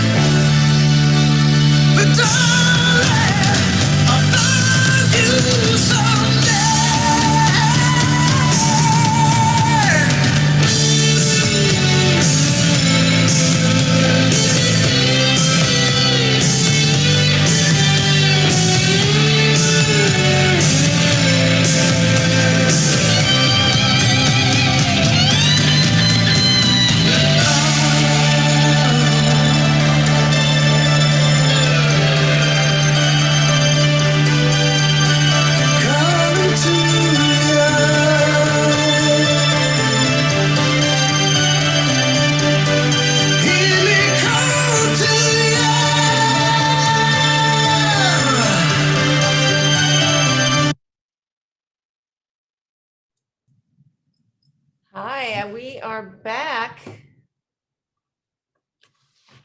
We are back and welcome back to the H Smart Aging Expo. We are getting ready to hear from Illinois South Tourism and Andy Waterman. Oh, hang on one second. I'm bringing my video back up. We're working it out here. Let's see. Okay, hi, there we are. Welcome back. We have an exciting presentation for all of you who are eager to travel again because we all want to get out, that is for sure. Andy Waterman is here, like I said, from Illinois South Tourism. Andy is the communications director for Illinois South Tourism, which helps promote travel, tourism, and economic development in 22 counties of Illinois. Andy is a native of Monmouth, Illinois, and a graduate of Southern Illinois University in Carbondale. In his 3 years with the Bureau, Waterman has used his background in broadcast journalism to produce some amazing videos and write publications to help tell the stories of so many communities and attractions in Southern Illinois. Welcome, Andy. Thank you for having me. I appreciate it. Our pleasure. All right, so we will get right into this in terms of talking about exploring your own backyard for the spring, summer. I'm sure many of you have been chomping at the bit to get outside, especially with the current pandemic and everything over the last 18 months or so. And so I figured that I would take the day and tell you a little bit about who we are, what we do, and then give you little tips on what you can explore in your own backyard that may be in your own county, or maybe just a county or two away that you haven't even heard of before that you can go out and experience. So the first thing that I'll explain is who are we? So a lot of you have probably heard of Enjoy Illinois, or the Illinois Office of Tourism. And so they focus on, Enjoy Illinois focuses on statewide travel and promoting the entire state. And then throughout the state, there are 39 DMOs, or Destination Marketing Organizations, also known as CVBs, or Convention and Visitors Bureaus. And those CVBs, we are one of them, we focus on different regions of the state. So we like to promote travel and tourism to the 29 counties that we cover. So some CVBs cover one city or just one county. We cover 22 counties. So geographically, we are the largest CVB in the entire state of Illinois, and we cover over 100,000 square miles. We are a 501c6 nonprofit organization, so we get the bulk of our funding from hotel motel tax dollars from the state. So that's a little bit about who we are. And so basically, where are we? So what do we cover? I said 22 counties, right? But kind of where are those 22 counties? We basically go from our western region, covers Madison, St. Clair, Monroe, and Randolph County. They're on the Mississippi River, Metro East. And then we span all the way across the width of the state over to our eastern region and the Indiana border, the Wabash River. So there are a lot of different communities in there known for a lot of different things. And there are a lot of attractions spread throughout those 22 counties that we love to promote and get people out and about and doing. So that's kind of the area that we cover. Now, some of the most popular questions that I get when I show this slide is, what about those, those white blotches of areas that you don't cover? So one of those is right next to Cumberland County is Effingham. They have their own Convention and Visitors Bureau, which is why we don't cover them. Right underneath Marion County, that's Mount Vernon and Jefferson County. They have their own bureau, which is why we don't cover them. And then just south of them is Franklin County, and they are not affiliated with a CVB of the state. So that is, some of the popular questions that, hey, why don't you cover these areas? So that is why. So then next, in terms of how do we promote the region? So we promote Illinois South in several different ways. First, we take a lot of pride in our social media, and we post pictures and video on our social media all the time. So if you're on Facebook, we have over 20,000 followers. If you're not one of them, I highly recommend that you go on and follow us today. You can just find us at Illinois South Tourism on Facebook, and we post literally every day on different things. So it could be from indoor attractions to outdoor attractions to events that are coming up, different things that you can put on your calendar, put on your radar, and go and visit within, the next couple days or the next couple months. We also have a YouTube channel. We have 180 videos on our YouTube channel of different things that we have gone out and experienced. Anytime that we go out and experience our 22 counties, we love to take videos and put those on there. That way people can see what they're going to experience before they go. So we've got videos on there of some of the best places we've eaten, of some of the coolest attractions. So highly recommend that you go on there on YouTube and check those out as well. We also have our publications. So we produce 2 different publications. The one that you're seeing on your screen is our annual visitor's guide. So that promotes travel for basically the entire year, and it has different tips in there, and from everything from food to history, museums, outdoor travel, shopping, art and culture, you name it, it's in there. And those are free publications. We printed 70,000 copies of those this year, and they have distributed them throughout our entire 22 counties. We also have them here in our office. So if you are, I'll talk a little bit more about the visitor's guide later, but if you would like one, you could always give our office a call or stop by our office, or we have them spread out, like I said, throughout our territory. So if you want to know where you could pick one up near you, just give our office a call and we'll tell you where they've been distributed in your county. Easy. The other publication that we produce is our Tourism Times. That is a quarterly publication that comes out for the spring and summer, for the fall, and for holiday season. And that is more of an event-based publication that tells you about all the events that are coming up for the next 3 to 4 months that you can really put on your radar and go see and experience. And obviously this spring, summer, we were not able to do one around events because there's not a ton of events going on right now. So we actually took this spring, summer Tourism Times, which is right here. I'm holding up for you. And we actually printed 50,000 of those, and they're out and about now as well. They just came out earlier this month, and it is based around different farmers markets and golf courses and disc golf and things like that, where you can really get outdoors and experience all those local things. The last thing that we do, one of the last things that we do to promote our region, obviously media placement. You know, media and marketing is huge these days. That's the way you're getting your word out, right? So as you see my mug there, I am on WSIL there, and I get on, you know, different radio stations and newspapers and different things like that as often as I can to really promote our area as much as possible, because I am very proud of our 22 counties, and I love to go out and experience it as much as I possibly can. Then one of our biggest partners is Worldwide Technology Raceway in Madison. They have, you know, digital media campaigns and TV commercials and all that. So as you see on that graphic there, they have our graphic and the Enjoy Illinois logo on there. And that's just a few of the ways that we really promote our region.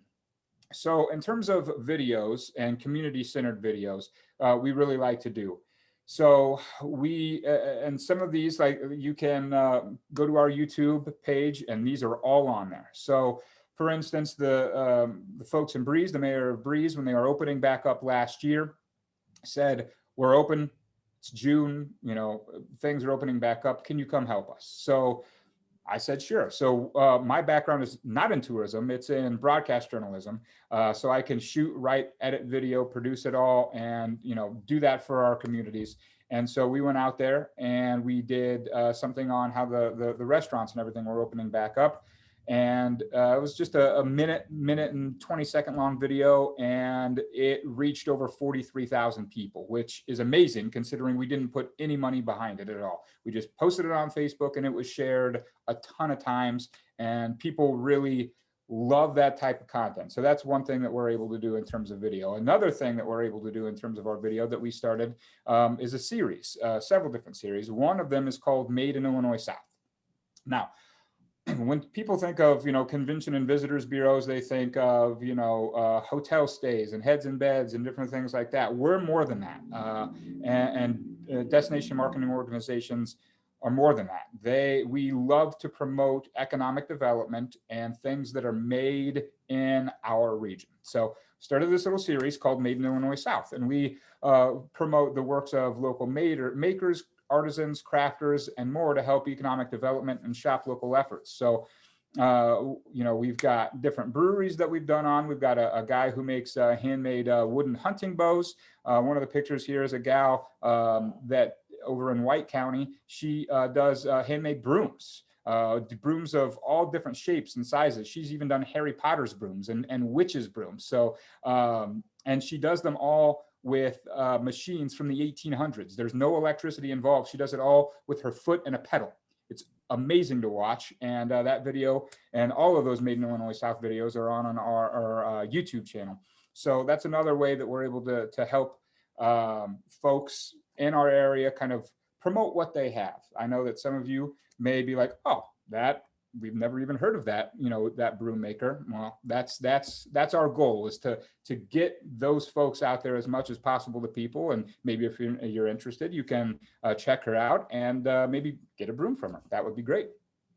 The other two series that we have in terms of videos are Find Your Outdoor Adventure and Hidden Gems. So obviously with outdoor travel being extremely popular lately, we do all kinds of videos from, Carlisle Lake, which is the largest man-made lake in the state. And then we've got eagle watching over on the Mississippi River, and then fall foliage video. If you've never driven down Bluff Road through Monroe and Randolph counties in the fall, it is absolutely gorgeous. So those are other ways that, other things that we have to promote our outdoor adventures. The other thing that we do is a video series called Hidden Gems. And we've done, I think, 19 or 20 of those videos now. And we go to Christine and I, my colleague, she's our sales and marketing manager.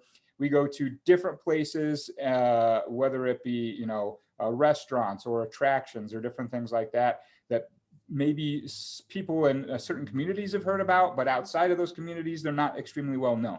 We like to promote those and really go and experience those. So here in that picture, you see us eating pie. We went on like a pie bender, if you will, to some of the best pie places in Madison and Clinton, or Madison, and I think it was Bond County. It was Bond County.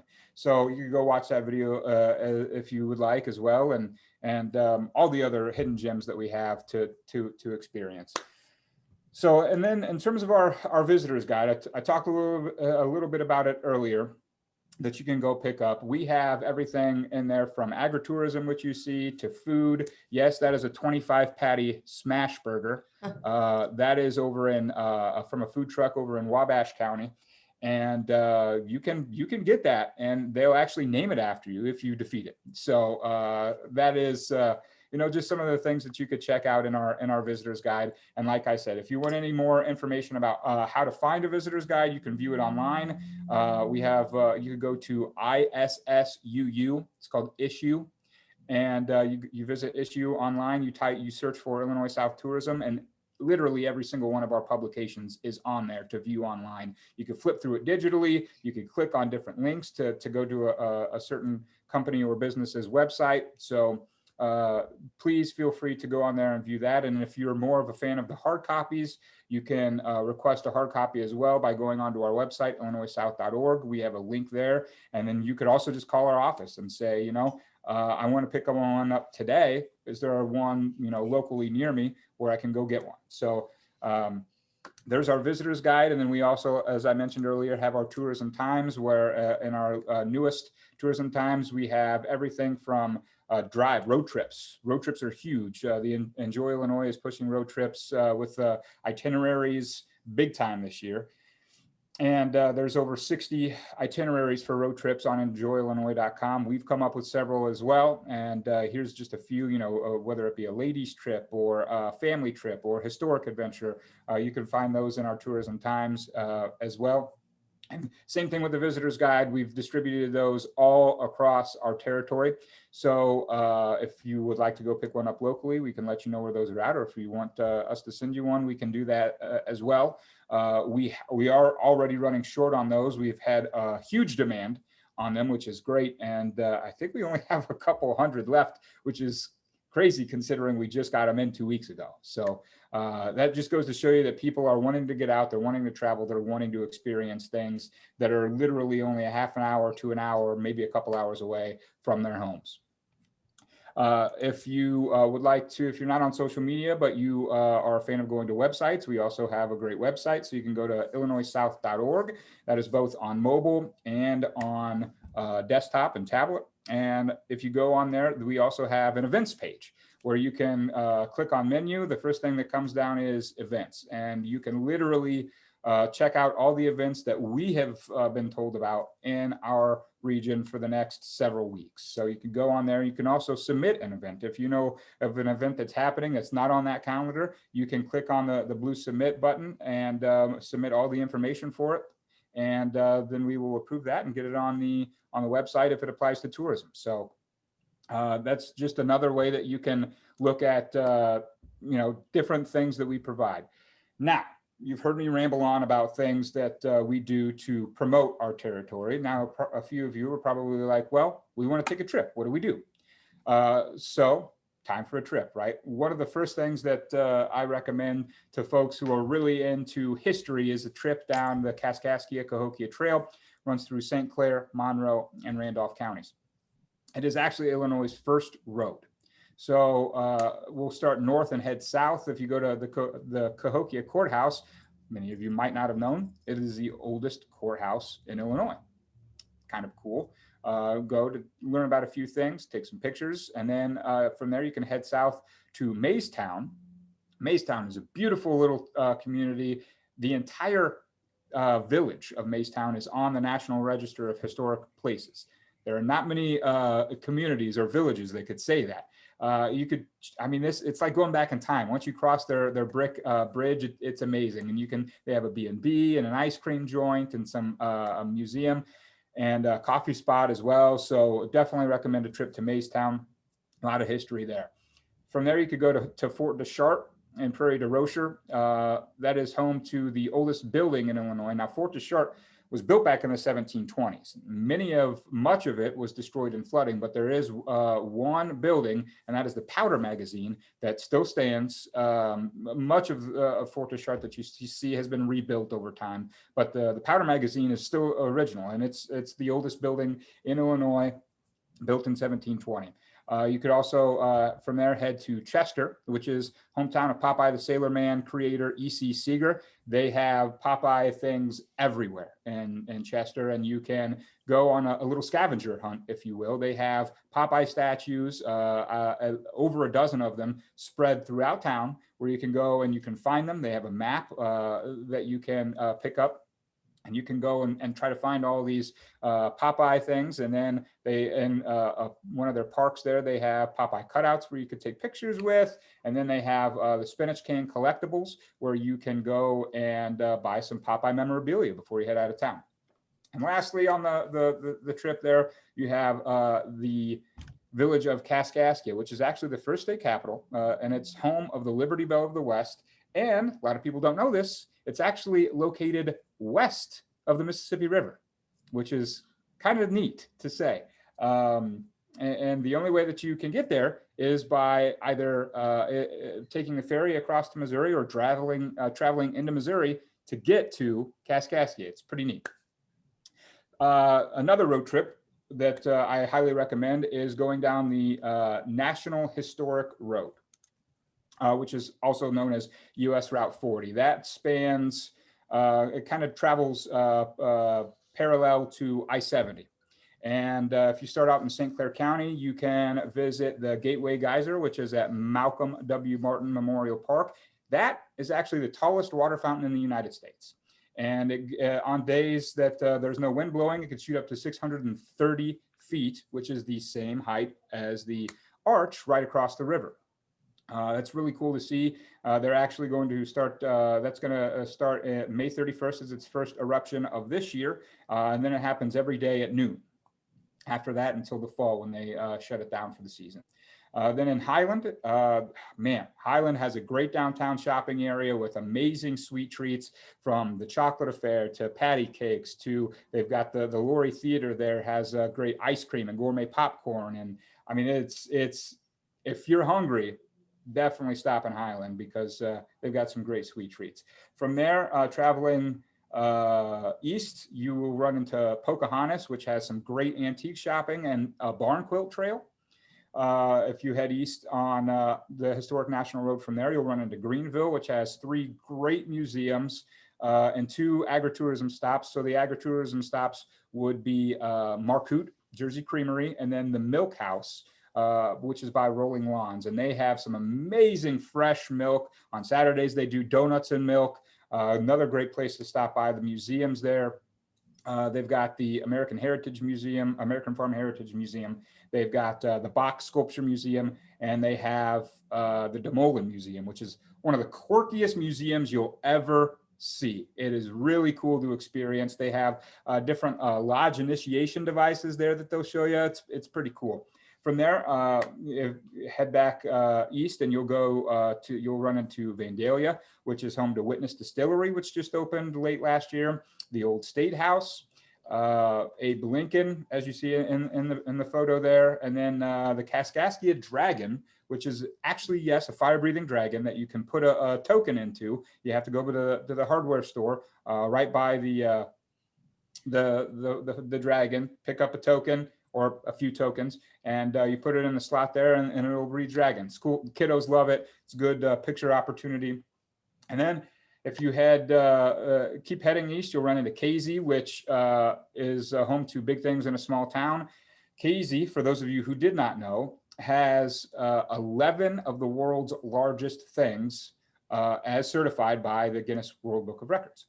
So they have the world's largest mailbox, the world's largest rocking chair, the world's largest pitchfork. And they also, aside from that, have other big things throughout town. So a giant spinning wooden top, and among other things. It's a really cool place to just walk around. They've got a great walkable downtown area where you can experience all of these things. And they have also great shops and restaurants where you can go into as well.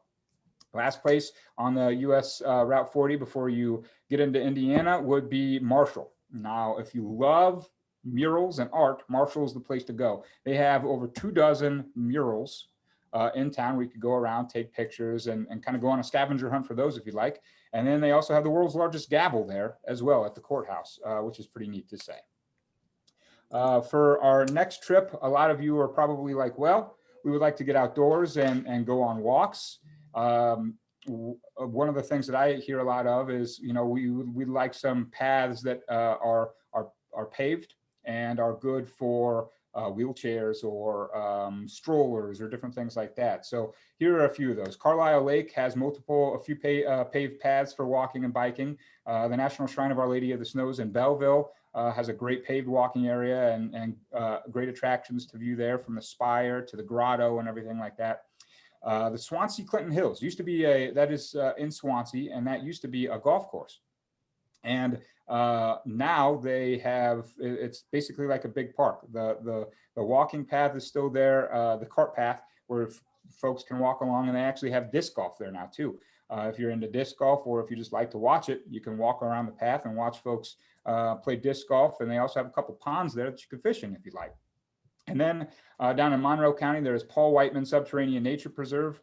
A lot of great hiking paths in Monroe County, but some of them have some, tricky declines and things like that. This one is flat, and it is wide, and it is mostly gravel. So, but little gravel, not like big gravel. So you can easily get wheelchairs or, what have you on there and go for a nice walk. And lastly, those of you who are foodies are probably like, where should we go to eat? So I have a few different places that I've put aside. So in our territory, there is something called the Southern Illinois Beer Trail. And it goes from Madison County all the way down to southernmost Illinois. And we have 10 places to stop and drink on that beer trail if you like beer. So in Columbia and Waterloo, there's Stumpy Spirits. There is Stubborn German, and then Hopskeller and Gallagher's. All great places to grab drinks. A couple of those you can get food at as well. Then in our central region, you have Centralia in Clinton County. You have the Carlisle Lake Wine Trail, which has 4 different wineries on that. Would definitely look that up if I were you. And they have the Rail Coffee House in Centralia. Popeye's Chop House, great place to grab a nice dinner. And then Covered in Chocolate is an amazing place in Breeze to grab not only treats, and they've got some interesting treats there that you can grab. Some they call themselves Pinterest queens, and they really like to go off of different Pinterest dessert ideas, and they've got some cool stuff. They also have regular food there too. In St. Clair County, you can grab a drink at Joao Winery, at Peel Brewing in O'Fallon. Joao's in Mascoutah, 4204 Main Street in Belleville, and then 1818 Chop House is another great place for a sit-down meal that is in O'Fallon. Then in Randolph County, if you're closer to that, there's Leaferbrow Brewery in Sparta, Opera House Bistro, another great place for a really nice meal. That's in Redbud.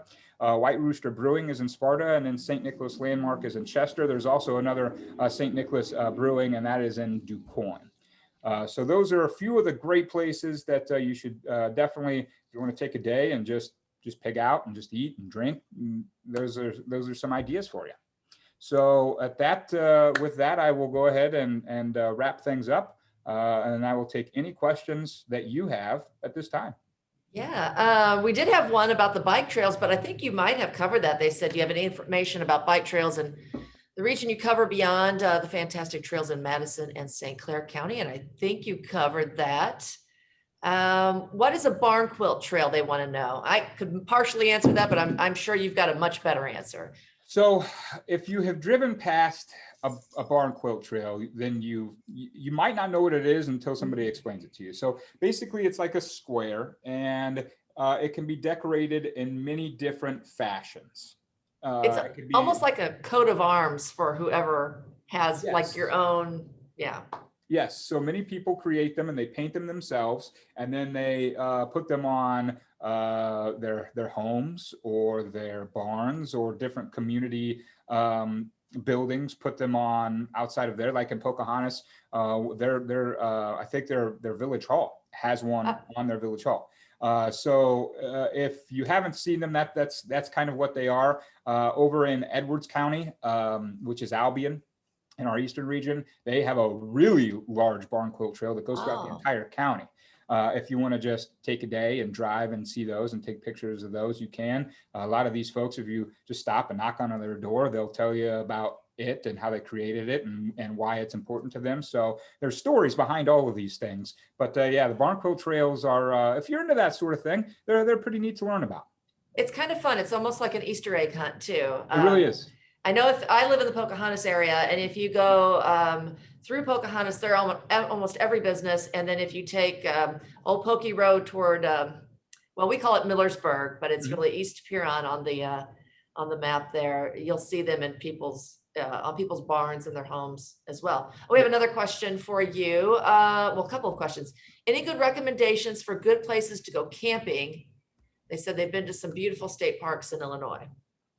There are several great places to go camping. Obviously, you've probably been to Carlisle Lake. If you haven't, highly recommend Carlisle Lake.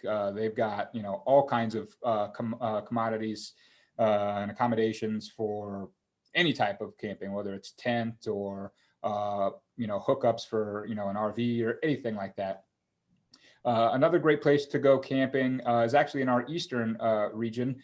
It's called it's the I-64 KOA, Westwood Recreation. They've got cabins, tent sites, and you can also take your RV there. Plenty of hookups there for that. And it is actually themed like an old Western town. It's really cool. And then they've got a 27-hole putt-putt golf course there that you can go in. They've got a restaurant, a saloon, and that's literally right off of I-64 in White County and Grayville. So that's another cool place to experience if you've got an RV to go out and experience them. It's a really cool place. And then in terms of camping, other places, I'm trying to go back more western and central region here. I'm drawing a blank. But yeah, definitely check out I-64 KOA. Westwood Recreation is a cool place. Oh, another great place to go camping is actually another one in our eastern region is Lincoln Trail State Park, and that's in Clark County. They've got great tent sites, and they've even got trees where you can put up hammocks and different things like that. So that's another good one to go experience if you're out and about that way. All right. I have one more question for you. Does Illinois South Tourism offer tours? We do not. So we are, unfortunately, thanks to the pandemic, we are short-staffed. We went from an Man. office of 8 to an office of 4 because state funding, you guessed it. So we can work with you on setting up a tour, depending on what community you're going to or what you would like to see. We could definitely work with you on that. But in terms of offering tours daily or something like that, we don't do that at this time. All right. Well, I appreciate you joining us, Andy. We all do. And yes, folks, check out their website. If you need a visitor's guide for Illinois, or Andy can help you with all that. He can tell you, probably pick one up locally. You might not know where to go. I know in our town, if you go to your city hall or your Chamber of Commerce office, you might find one there. But otherwise, go to the Illinois South Tourism website. And what is the link again? That is IllinoisSouth.org. All right, we appreciate it so much. And there you can see Andy's email address there. And again, we are recording this, so you can, if you missed something, if Andy said something and you're like, oh, what was that? Well, you'll be able to go back and see what it is, or you can email Andy and ask him about You it. So certainly can. there you go. Thanks so much, Andy. All right, folks, we're going to take another break for about 10 minutes. We'll come back with Get Set Up and more fun on the H Smart Aging Expo as we get back to the music on 97.5 The Rock. The Berrigan, Sunday evenings at 10 on 97.5 The Rock.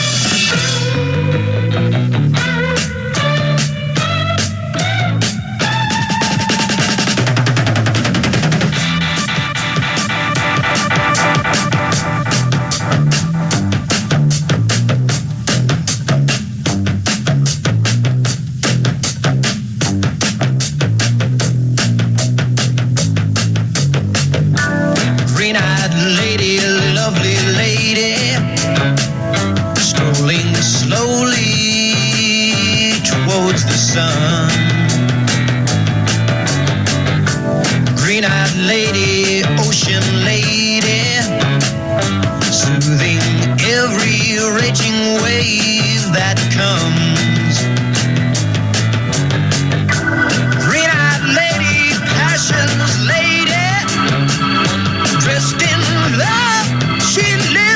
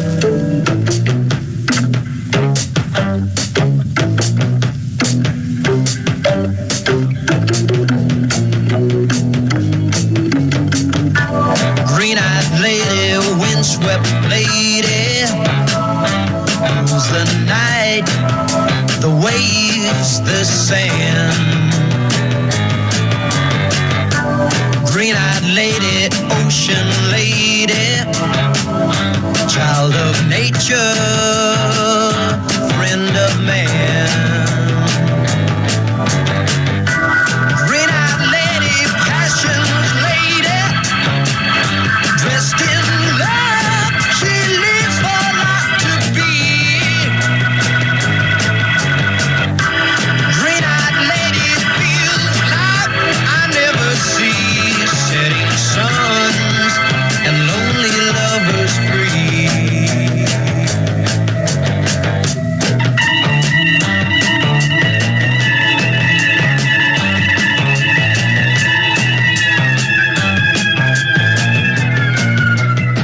97.5 The Rock, coming to you from a really tall tower in a really big field.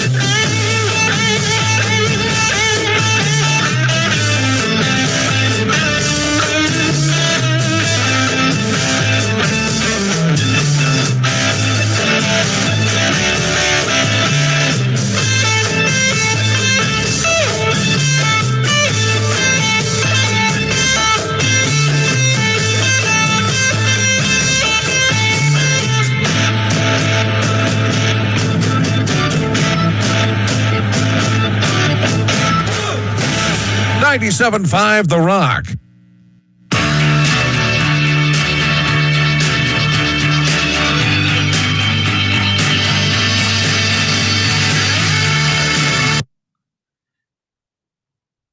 Hi.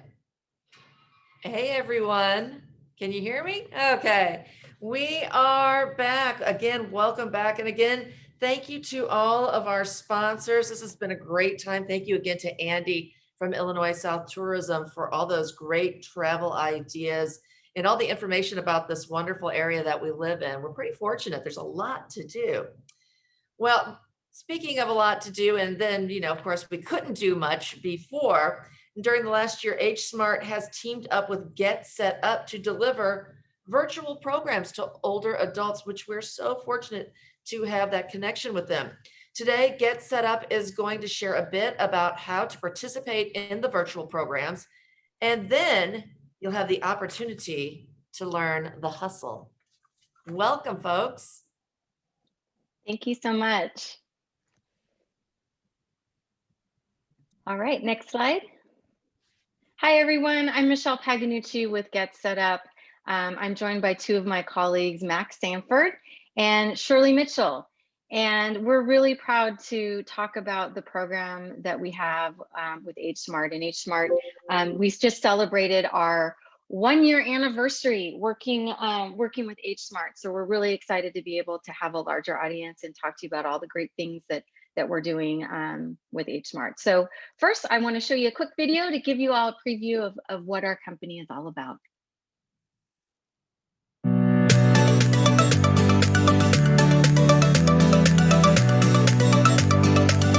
I feel a need for folks when they get over 60 especially to keep on growing and developing in life. And that is what I feel I'm able to help people do. Like not say, I've done everything I need to do, now there's nothing left. But now like, no, there's a whole new horizon. There's new horizons, there's new adventures, there's new things to learn.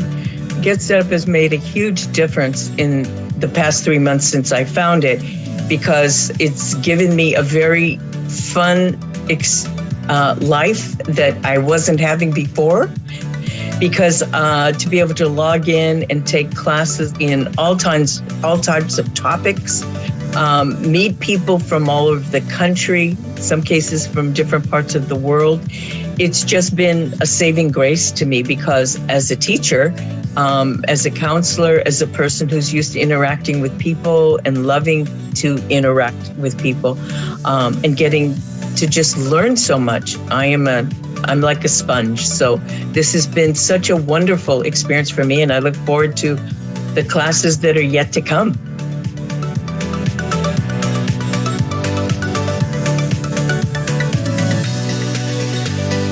GetSetUp provides online classes that are free and taught by seniors in small groups. Students have fun, learn new skills, and meet new people. GetSetUp offers 300 classes from technology, fitness to cooking. And this is all done online from the comfort of your own home.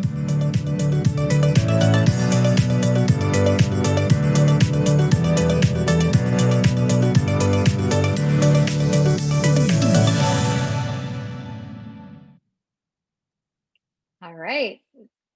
So we are GetSetUp, and again, we're literally just about 14 months old as a company. And why we started GetSetUp, our two co-founders are really amazing. So one, Lawrence Kosick, who I work with very closely, has a 93-year-old father. And like many of us who have aging parents, one of the things that he was fielding often are phone calls from his father. One of them was, I really want to get an Apple iWatch. And I love this story because, here's Lawrence at the time living in California. His father is in Canada, and he's thinking he should have an Apple iWatch. What can we do to help not just him, but other seniors be able to not just have technology, but to be able to do things that they love, to continue to learn. And Neil D'Souza, our other co-founder and our CEO, has an educational technology background, built connectivity and bringing, learning and computer platforms out to rural Mongolia. So the two of them came together and realized, you know what, there's something here to being able to bring and develop a company that is really addressing one of the largest growing populations, right? So in 40 years, the older adult population will essentially double. Wanting to bridge that digital divide. And more importantly, and I think this occurs, and all of you that serve, seniors in your area know this already. Prior to the pandemic, social isolation and loneliness were already an issue, right? So they want to be able to address that. And ultimately is to be able to provide older adults the ability to be connected and live happier, healthier lives. Next slide. So why we're special is it really is a community built by older adults for older adults. And what I mean is that all of our curriculum, all of our guides, what we call our instructors guides, are 50 plus.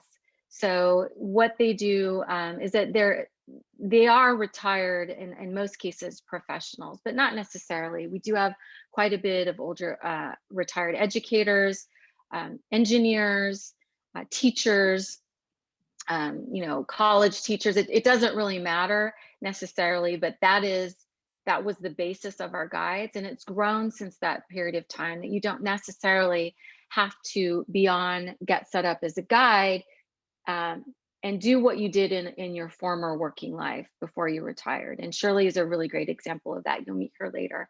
So it's a great opportunity. We do provide economic opportunities, and the main thing I would say about our experience in this screenshot here is really showing that our learners, aka users, they really learn by doing. So it's everything is live, everything is interactive. We focus in on the hard but the important stuff, which means, oftentimes during classes that, learners will not necessarily get the material the first time, and that's okay. It's, you can take a class a second time, you can take it as many times as you want, especially, for example, if it's some of our enrichment classes like Shirley hosts. Next. So our recipe really is small steps for success. We categorize our classes into 4 main areas. The first is bridging the digital divide and connectivity. So as a baseline, we offer courses that are really simple: how to use your device, iPhone, Android, etc., tablet, how to log on to Gmail, how to use Zoom, and we have beginner to advanced, all sorts of classes, how to use Instagram, all these different tools and apps that in the time that, often older adults retire, they didn't have to necessarily learn how to use these tools during their working life. All these things have come up. They want to be able to connect with, their grandchildren, their family, with others. So that's the main course there, courses that we offer. The other is physical health. So example of classes are Tai Chi, chair yoga, healthy cooking, morning fitness. There's a whole host of classes that we offer. The other is mental health, and this is a growing piece too, and it's really kind of expanded during the pandemic. And it's courses, caregiving for those with dementia, coping with stress, meditation, de-stress before bed. So all of these calming, relaxing, yet health benefits related courses that we offer. And the other is just the really fun thing is social engagement. So what we found is that, our learners would come to learn, and then oftentimes our guides would find that they, the classes would extend, 10, 15 minutes. It's because people were just really engaged. They were making friends, they were having fun. And so that was the impetus for our social hours. So book club, gardening, pets, pets, there's a talking about dogs. There's all sorts of different social hours that we have. Next slide. So just again, really quickly, here's some of the examples of the courses that we have to offer. One of the big things that we do recommend is that there's a new member orientation class, and it's really, really simple for those that aren't, used to being online. Our guide, Marv, and some others, Kevin is another one that does this. They actually walk everyone through how to use the website, from very simple to here's how you log on. Here are the different buttons on the site. This is what they mean. Here's how you register for a class. Here's how you refer a friend. Here's how you, launch a class. Extremely step-by-step, but makes it really fun and engaging. And all the other pieces that I mentioned about intro to Zoom and diving into your device. Next slide. So physical health, actually, this is a screenshot. I love this. I think this was on the video as well. A screenshot of our morning fitness core training. So, again, in the video that I showed, you've seen some people doing some this, and then some, more advanced yoga poses. And again, what we found is that, with accessibility and just the health of people, we want to be able to offer classes. It doesn't matter how mobile you are, you're still able to participate and join. and all sorts of type of classes that are regarding movement and healthy eating classes. This is really fun. And in fact, I'm going to give a teaser for July. We're going to be launching a whole new different types of cuisines that'll expand into some of the healthy eating classes that we have right now, including interactive classes like simple snacks for grandchildren. Next. Mental health classes, which I mentioned to you already. Again, growing through grief is another one. There's another class that just launched as well.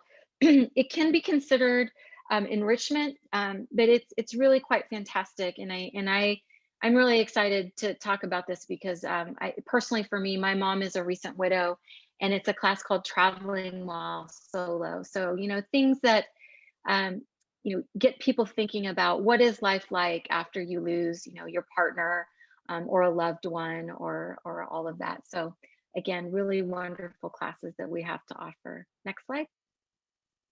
And social health classes, again, this is a screenshot kicking off our guest speaker series.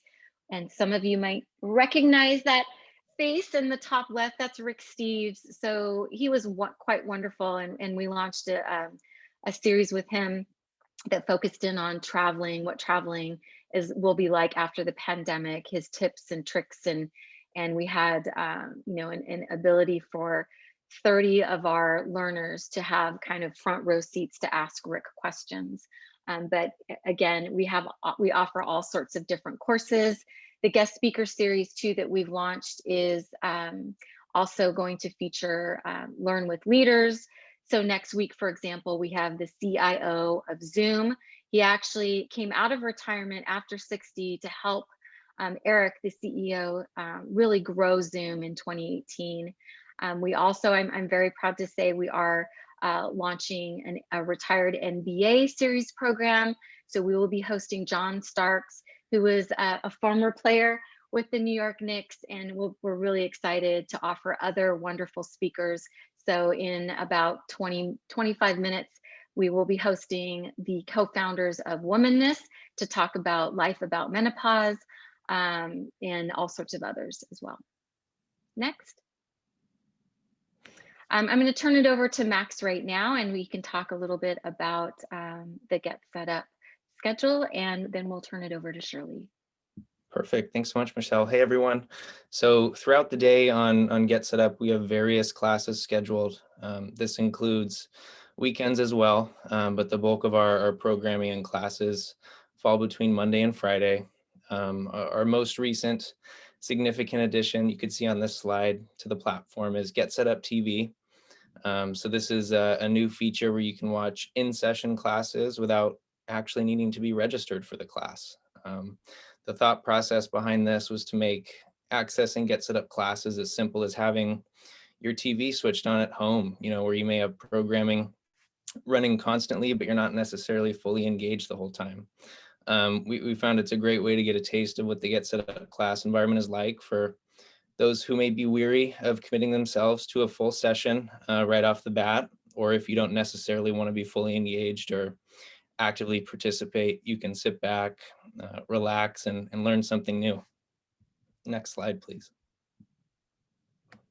So here's a screenshot of Age Smart's homepage here on GetSetUp, their partner learning channel on the platform.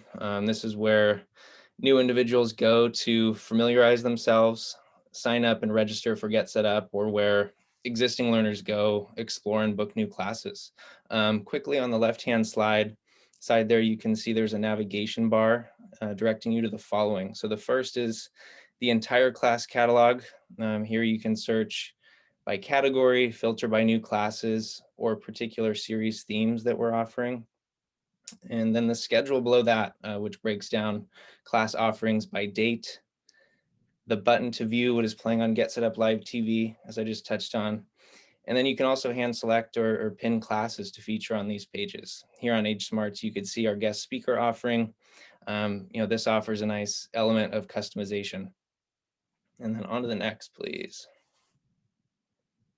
Perfect. So now some opportunities we have here at GetSetUp. So what makes all of our programming and classes possible are our guides, as Michelle touched on. Those who teach and lead subject matter on the platform. They're truly the heart and soul of GetSetUp. Guides receive a full comprehensive training on all of our tools, customer engagement as well, and virtual instruction, so that they're ready to hit the ground running and ultimately are set up for success when it comes to launching their first class on the platform. We have a dedicated support team for our guides, just to ensure all things technical run smoothly. Living in a virtual world, it's easy to run into technical challenges every day. So all this being said, we provide employment opportunities. And if there are individuals in your network who have a background in education, consider themselves, lifelong learners, as we preach here at GetSetUp, or are simply passionate and knowledgeable on a particular topic, we encourage they visit our career page here, listed there, getsetup.io/careers, where you could stay up to date on all open roles. It's really a perfect opportunity to work from the comfort of your own home, spread your knowledge and meet others on a daily basis. So the socialization aspect is huge. Next slide, please. So here are some individuals who discovered GetSetUp.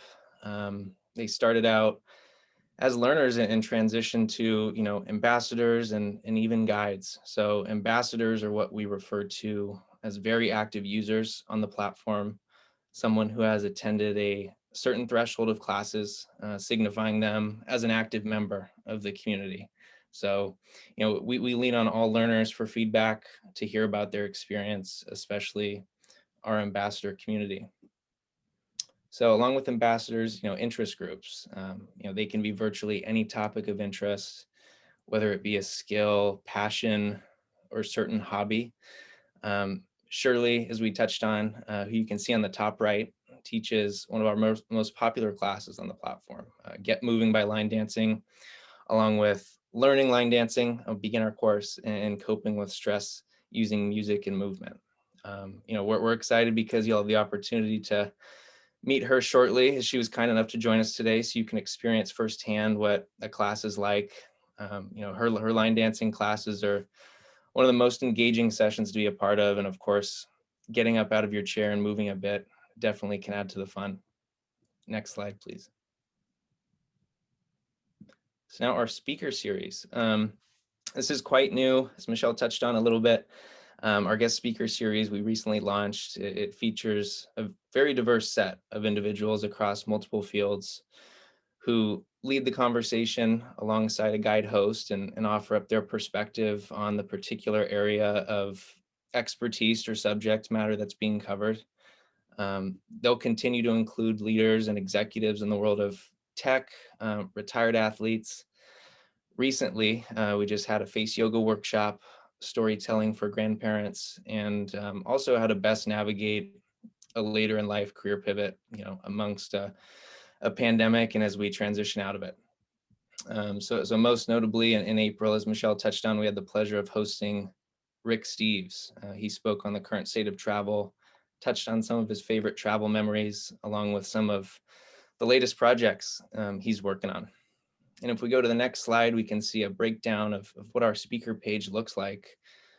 So we're really excited to welcome more and more speakers to the platform.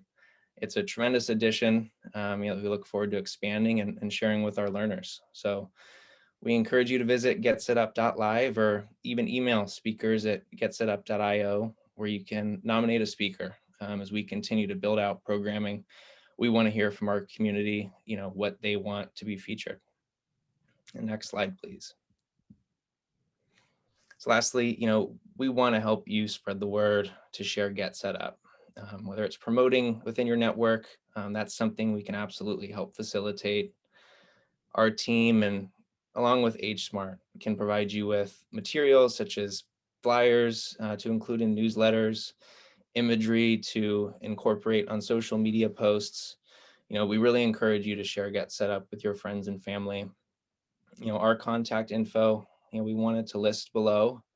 So please, do not hesitate, with us to connect with us or AgeSmart, and we'd be more than happy to help. I believe these materials will be also accessible afterwards.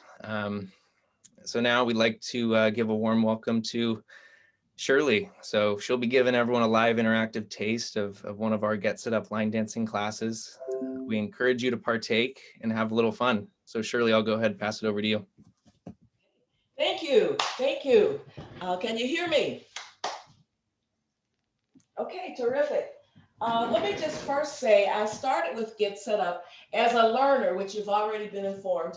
And I saw it and I thought, I don't know, this sounds too good.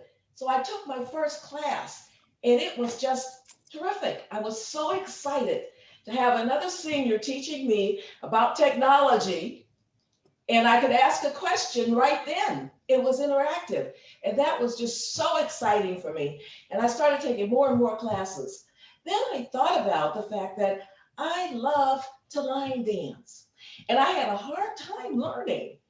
But I finally learned, and I've been teaching line dance in Detroit for many years. I've been teaching line dance in Detroit for many years. And in Detroit, we call line dance the hustle. That's why you see it called the hustle. And I thought, maybe others would like to do that, would like to learn to do that. So I applied, and they said, yes, let's do it. So I'm very excited. I'm excited to be here with you. Now, we usually ask if people are comfortable opening their screens. That's fine. We can see and maybe be a little closer as a group, but it's always their choice. They don't have to open up if they choose not to, or choose not to after the class. The other thing is that I usually mute the class, but I'd like for people to feel free to ask any question when the question comes up. You can just take yourself off mute, ask the question, say, Shirley, I need to see that again. And I'm glad to do it, because like I said, it was hard for me. So I finally learned how to do it. I love teaching. So now we're gonna start as if we are in our beginner's class. This is a beginner's class. So the first thing I wanna teach you is that you're going to take a step, 2 steps to the left, left, right, 2 steps to the left, 2 steps to the right, 1, 2. Got that? 2 steps to the left, 2 steps to the right. And I'm asking you, join me with it. Yeah, get up, join me with it. Let's have a little fun. 2 steps to the left, 1, 2 steps to the right, 1, 2.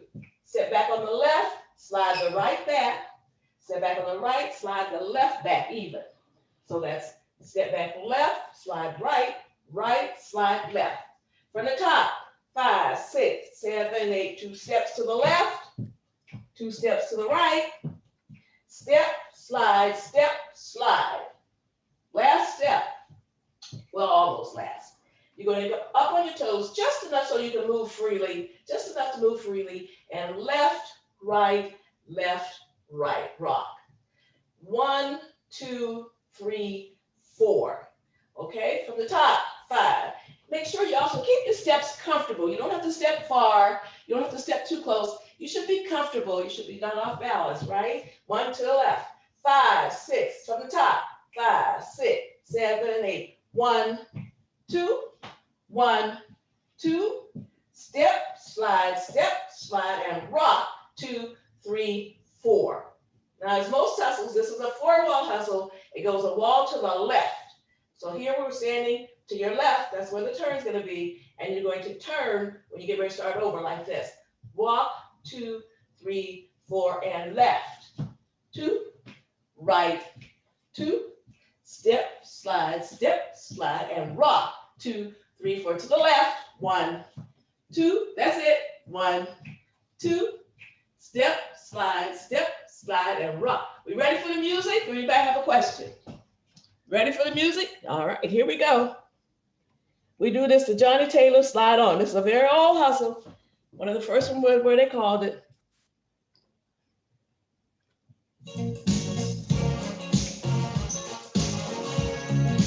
Remember, it's 5, 6, 5, 6, 7, 8. We start. Get ready? 5, 2, 7, 8. 5, 6, 7, 8, and 1, 2, right, 2, step, slide, and rock. 2, 3, 4 to the left. 1, 2, 1,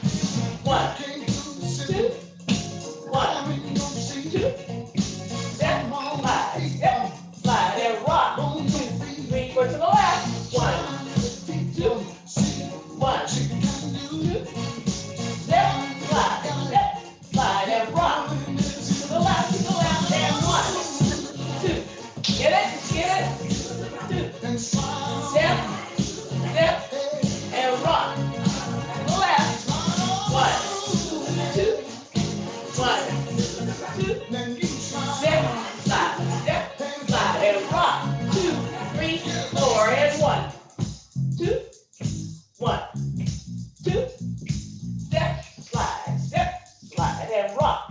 2 to the left, and 1, 2, 1, 2. He likes to slide too. Step, slide, and rock. 2, 3, 4, and 1, 2, 1, 2. Step, slide, and rock. How you doing? How you doing? 1. What I can see looks good. Step, and rock. 2, 3, 4 to the left. 1, 2, 1, 2. Step, slide, and rock. To the left. 1, 2, 1, 2. Step, slide, and rock. 2, 3, 4 to the left. 2, 1, 2. Step, slide, and rock. 2, 3, 4, and 1, 2, 1, 2. Step, slide, and rock. 2, 3, 4 to the left. 1, 2, 1, 2. Step, slide, and rock. 2, 3, 4, and 1, 2, 1, 2. Step, slide, and rock. 3, 4, and 1, 2, 1, 2. Step, slide, and rock. 3 to the left, and 1. Good. 1, 2. Step, slide, and rock. 3 foot to the left. 1, 2, 1, 2. Step, slide, and rock. Last. 1, 2. All right, give yourself a hand. Woo, give yourself a hand. All right, we're gonna do one more. We're gonna do another one here using similar steps. This is going to be say goodbye. Let me find it here on my chart. Now, we also always encourage people to have water handy. Sip as you go. Always sip as you go. Sip as you go. And we don't call breaks. Whenever you feel that you're tired, you need to sit down, please do so. Learn to listen to your body. If your body says sit down, you sit down. If it says take a sip of water, you take a sip of water. We ask that you not leave the class, though. You can sit down, clap your hands, be our cheering section. Okay? This one starts with 2 steps to the right. This is also a 4-wall hustle with a wall to the right. So it's 1, 2, 1, 2. Got that? Then you take your right foot. Up, right, back, right, up, right, back, right. For the top, 5, 6, 7, 8. 2 steps to the right, 2 steps to the left, up, right, up, right, back, right. Now walk forward, foot forward with the right. Right, left, right, kick, left. Now that's just a little kick, not a high kick. Not a high kick, ready? 5, from the top, 5, 6, 7, 8. 2 steps to the right, 2 steps to the left, right up, right back, right up, right back, clock. 1, 2, 3, kick, back, 2, 3, stop. Once more from the top, 5, 6, 7, 8. 2 steps to the right, 2 steps to the left, right up, right back, right up, right back. 1, 2, 3, kick, back, 2, 3, stop. Now the next step, the step to the right, 1, 2, 3, 4. 1, 2, 3, 4. 1, 2, 3, 4. 4-wall hustle going to the right. This is the wall. This is the turn. 5, 6, 7, 8. Again, let's just do that turn. 1, 2, 3, 4. Turn. 5, 6, 7, 8. 2 steps to the right. Okay, from the top. 5, 6, 7, 8. 2 steps to the right. 2 steps to the left. Upright, back right, upright, back right. 1, 2, 3. Kick, back, 2, 3, stop. 1, 2, 3, 4. Turn. 5, 6, 7, 8. 2 steps to the right. 2 steps to the left, up and back, up and back, walk, 2, 3, kick, back, 2, 3, kick, 1, 2, 3, 4, turn, 5, 6, 7, 8. Anybody need to see anything again? Nope, nobody's hollering, so here we go. Here we go with the music.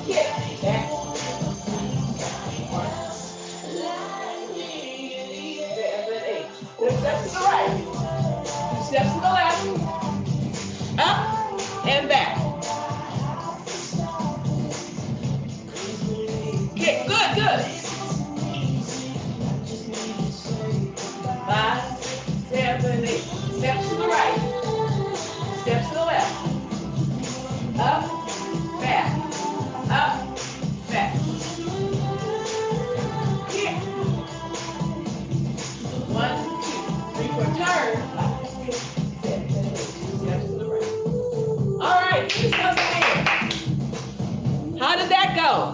How did that work for you? Good. All day. Pardon me? That made me feel the best all day. We're going to do one now that's going to get our heart rate up just a little bit. Get our heart rate up just a little bit for a little exercise. Okay. Here. We're going to do Cupid Shuffle. Cupid Shuffle. You may have heard this. This was popular, very popular a while back. Cupid Shuffle. And it also uses the steps that we've just been doing though. Okay? So you're going to do 4 steps to the right. 1, 2, 3, 4. 4 to the left. 1, 2, 3, 4. Again. 1, 2, 3, 4. 1, 2, 3, 4. Now you're going to kick 4 times, but they're heel up kicks. Kick, 2, 3, 4. Heel up kicks. From the top. 5, 6, 7, 8. 1, 2, 3, 4. Left. 2, 3, 4. Kick. 2, 3, 4. For a wall hustle, going a wall to the left. This is the turn. 1, 2, 3, 4. Just kind of twist around however you want to do that turn. It's up to you. All right, let's do a couple walls. 5, 6, 7, 8. 1,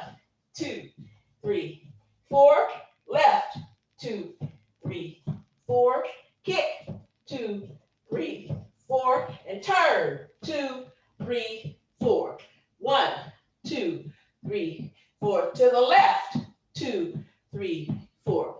Kick, 2, 3, 4. Turn, 2, 3, 4. All right, let's put on the music. He's gonna call it. It'll go good.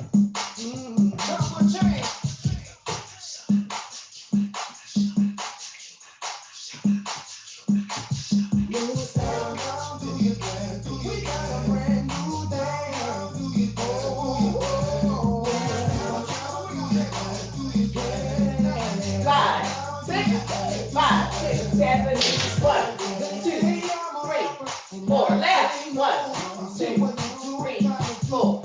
Kick, 2, 3, 4. Turn, 2, 3, 4. Right, 2, 3, 4. To the left, 2, 3, 4. Kick, 2, 3, 4. Turn, 2, 3, 4. Right.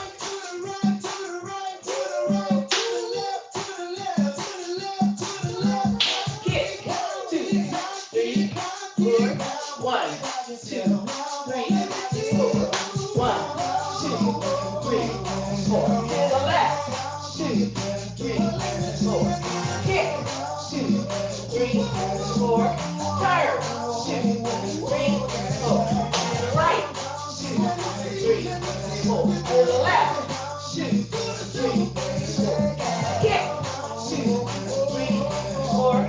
Turn, 2, 3, 4. To the right, 2, 3, 4. To the left, 2, 3, 4. Kick, 2, 3, 4. Turn, 2, 3, 4. To the right, 2, 3, 4.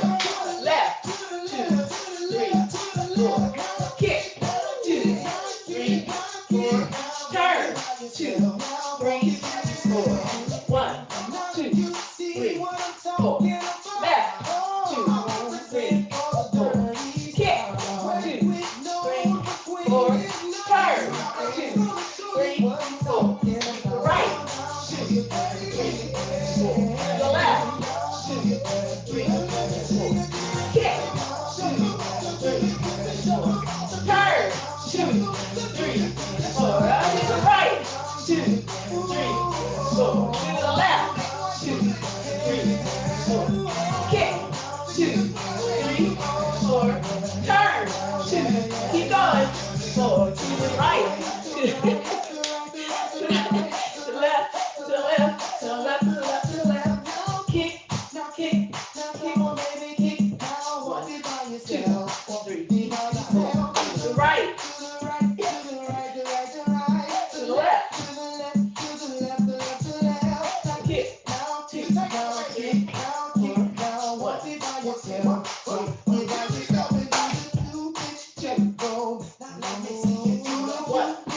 1,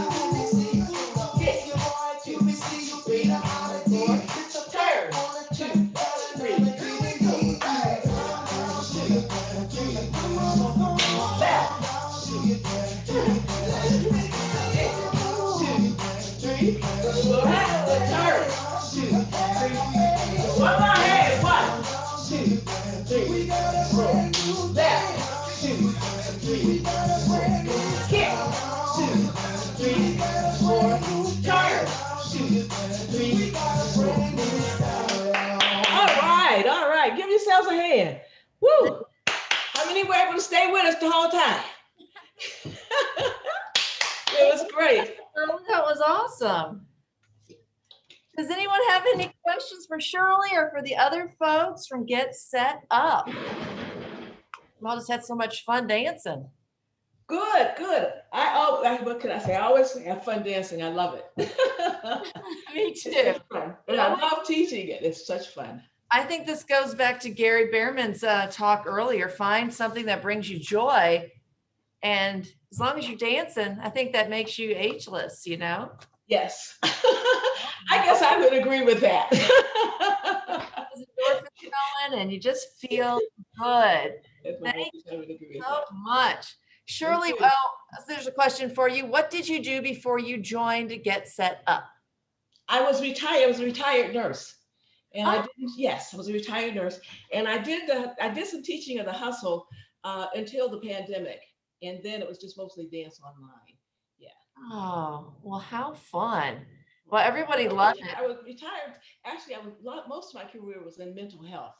So Oh. I did a lot of work with coping and that kind of thing.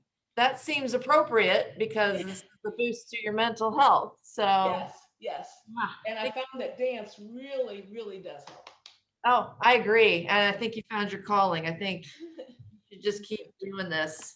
I think that put us all in a great mood. And it was a great way to top off our day today. Anyone else got anything to ask of Michelle or Max or Shirley? So Shirley is an inspiration, showing us that you can enjoy aging gracefully. Oh, yes. Very much so.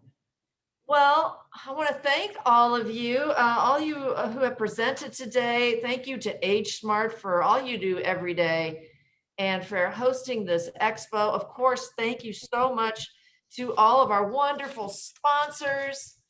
You guys are awesome. I think this was a lot of fun. I mean, I believe this was the first time of doing it this way. And just thank you so much. Joy, you guys, Abby, want to say before we Hi there. Out? Can you see me, Elaine? See you, yes. Okay, great. Well, I wanted to thank you, Elaine. You were an amazing host. Amazing host. Fun. And for including this. You know, and it's been fun knowing, you know, Age Smart provides services in 7 different counties, and we had all kinds of people from everywhere participate this. And Shirley was from Detroit. I know, that's amazing. Which is really, really cool. And you know, with what Gary said, you know, we're all about aging well, but staying connected, staying active, great nutrition, which is what Age Smart is all about. And if people aren't familiar with Age Smart, go to our website, agesmart.org. You can see all the different services from home delivered meals to assistance with Medicare, and we're happy to do that.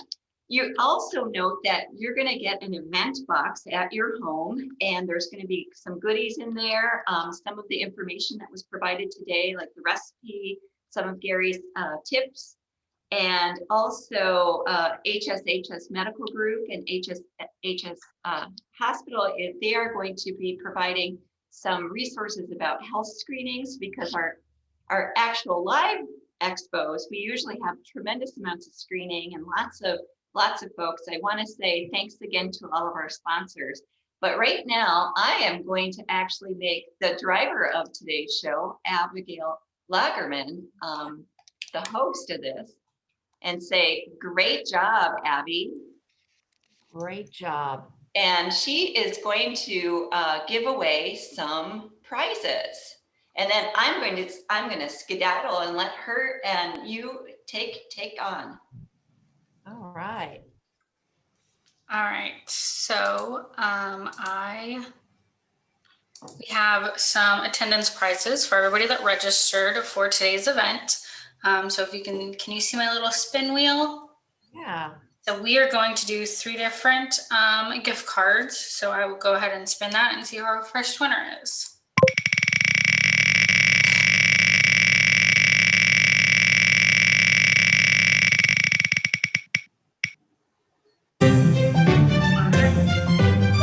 Lloyd Colley will get a $10 Dairy Queen gift card in their event box.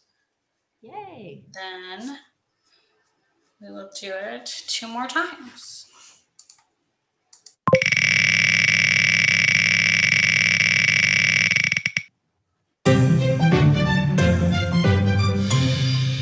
Jennifer Friedrich, sorry if I'm mispronouncing, will get a $10 gift card to Walgreens.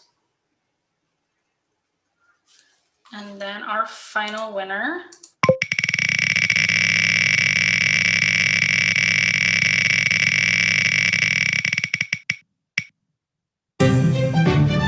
Styles, get a $10 gift card to Schnucks. And again, those will be in your event boxes with all the other material, the recipe, and some screening flyers from HSHS, along with some goodies and content material from today's expo. And then if you missed any of the expo or you want to rewatch it or go back and listen to any of the presentations again, it will be uploaded onto our YouTube channel and on our website within a few days or so. So give us some time to get that uploaded, and we will get up there if you miss anything or want to share it with friends or family to rewatch. Thank you everybody for coming. I hope you enjoyed all the presentations today. Thank you. You did a great job, Abby. Thank you. We'll see all of you again. Thanks for tuning into the event. And again, thank you to Age Smart for doing all they do. Bye.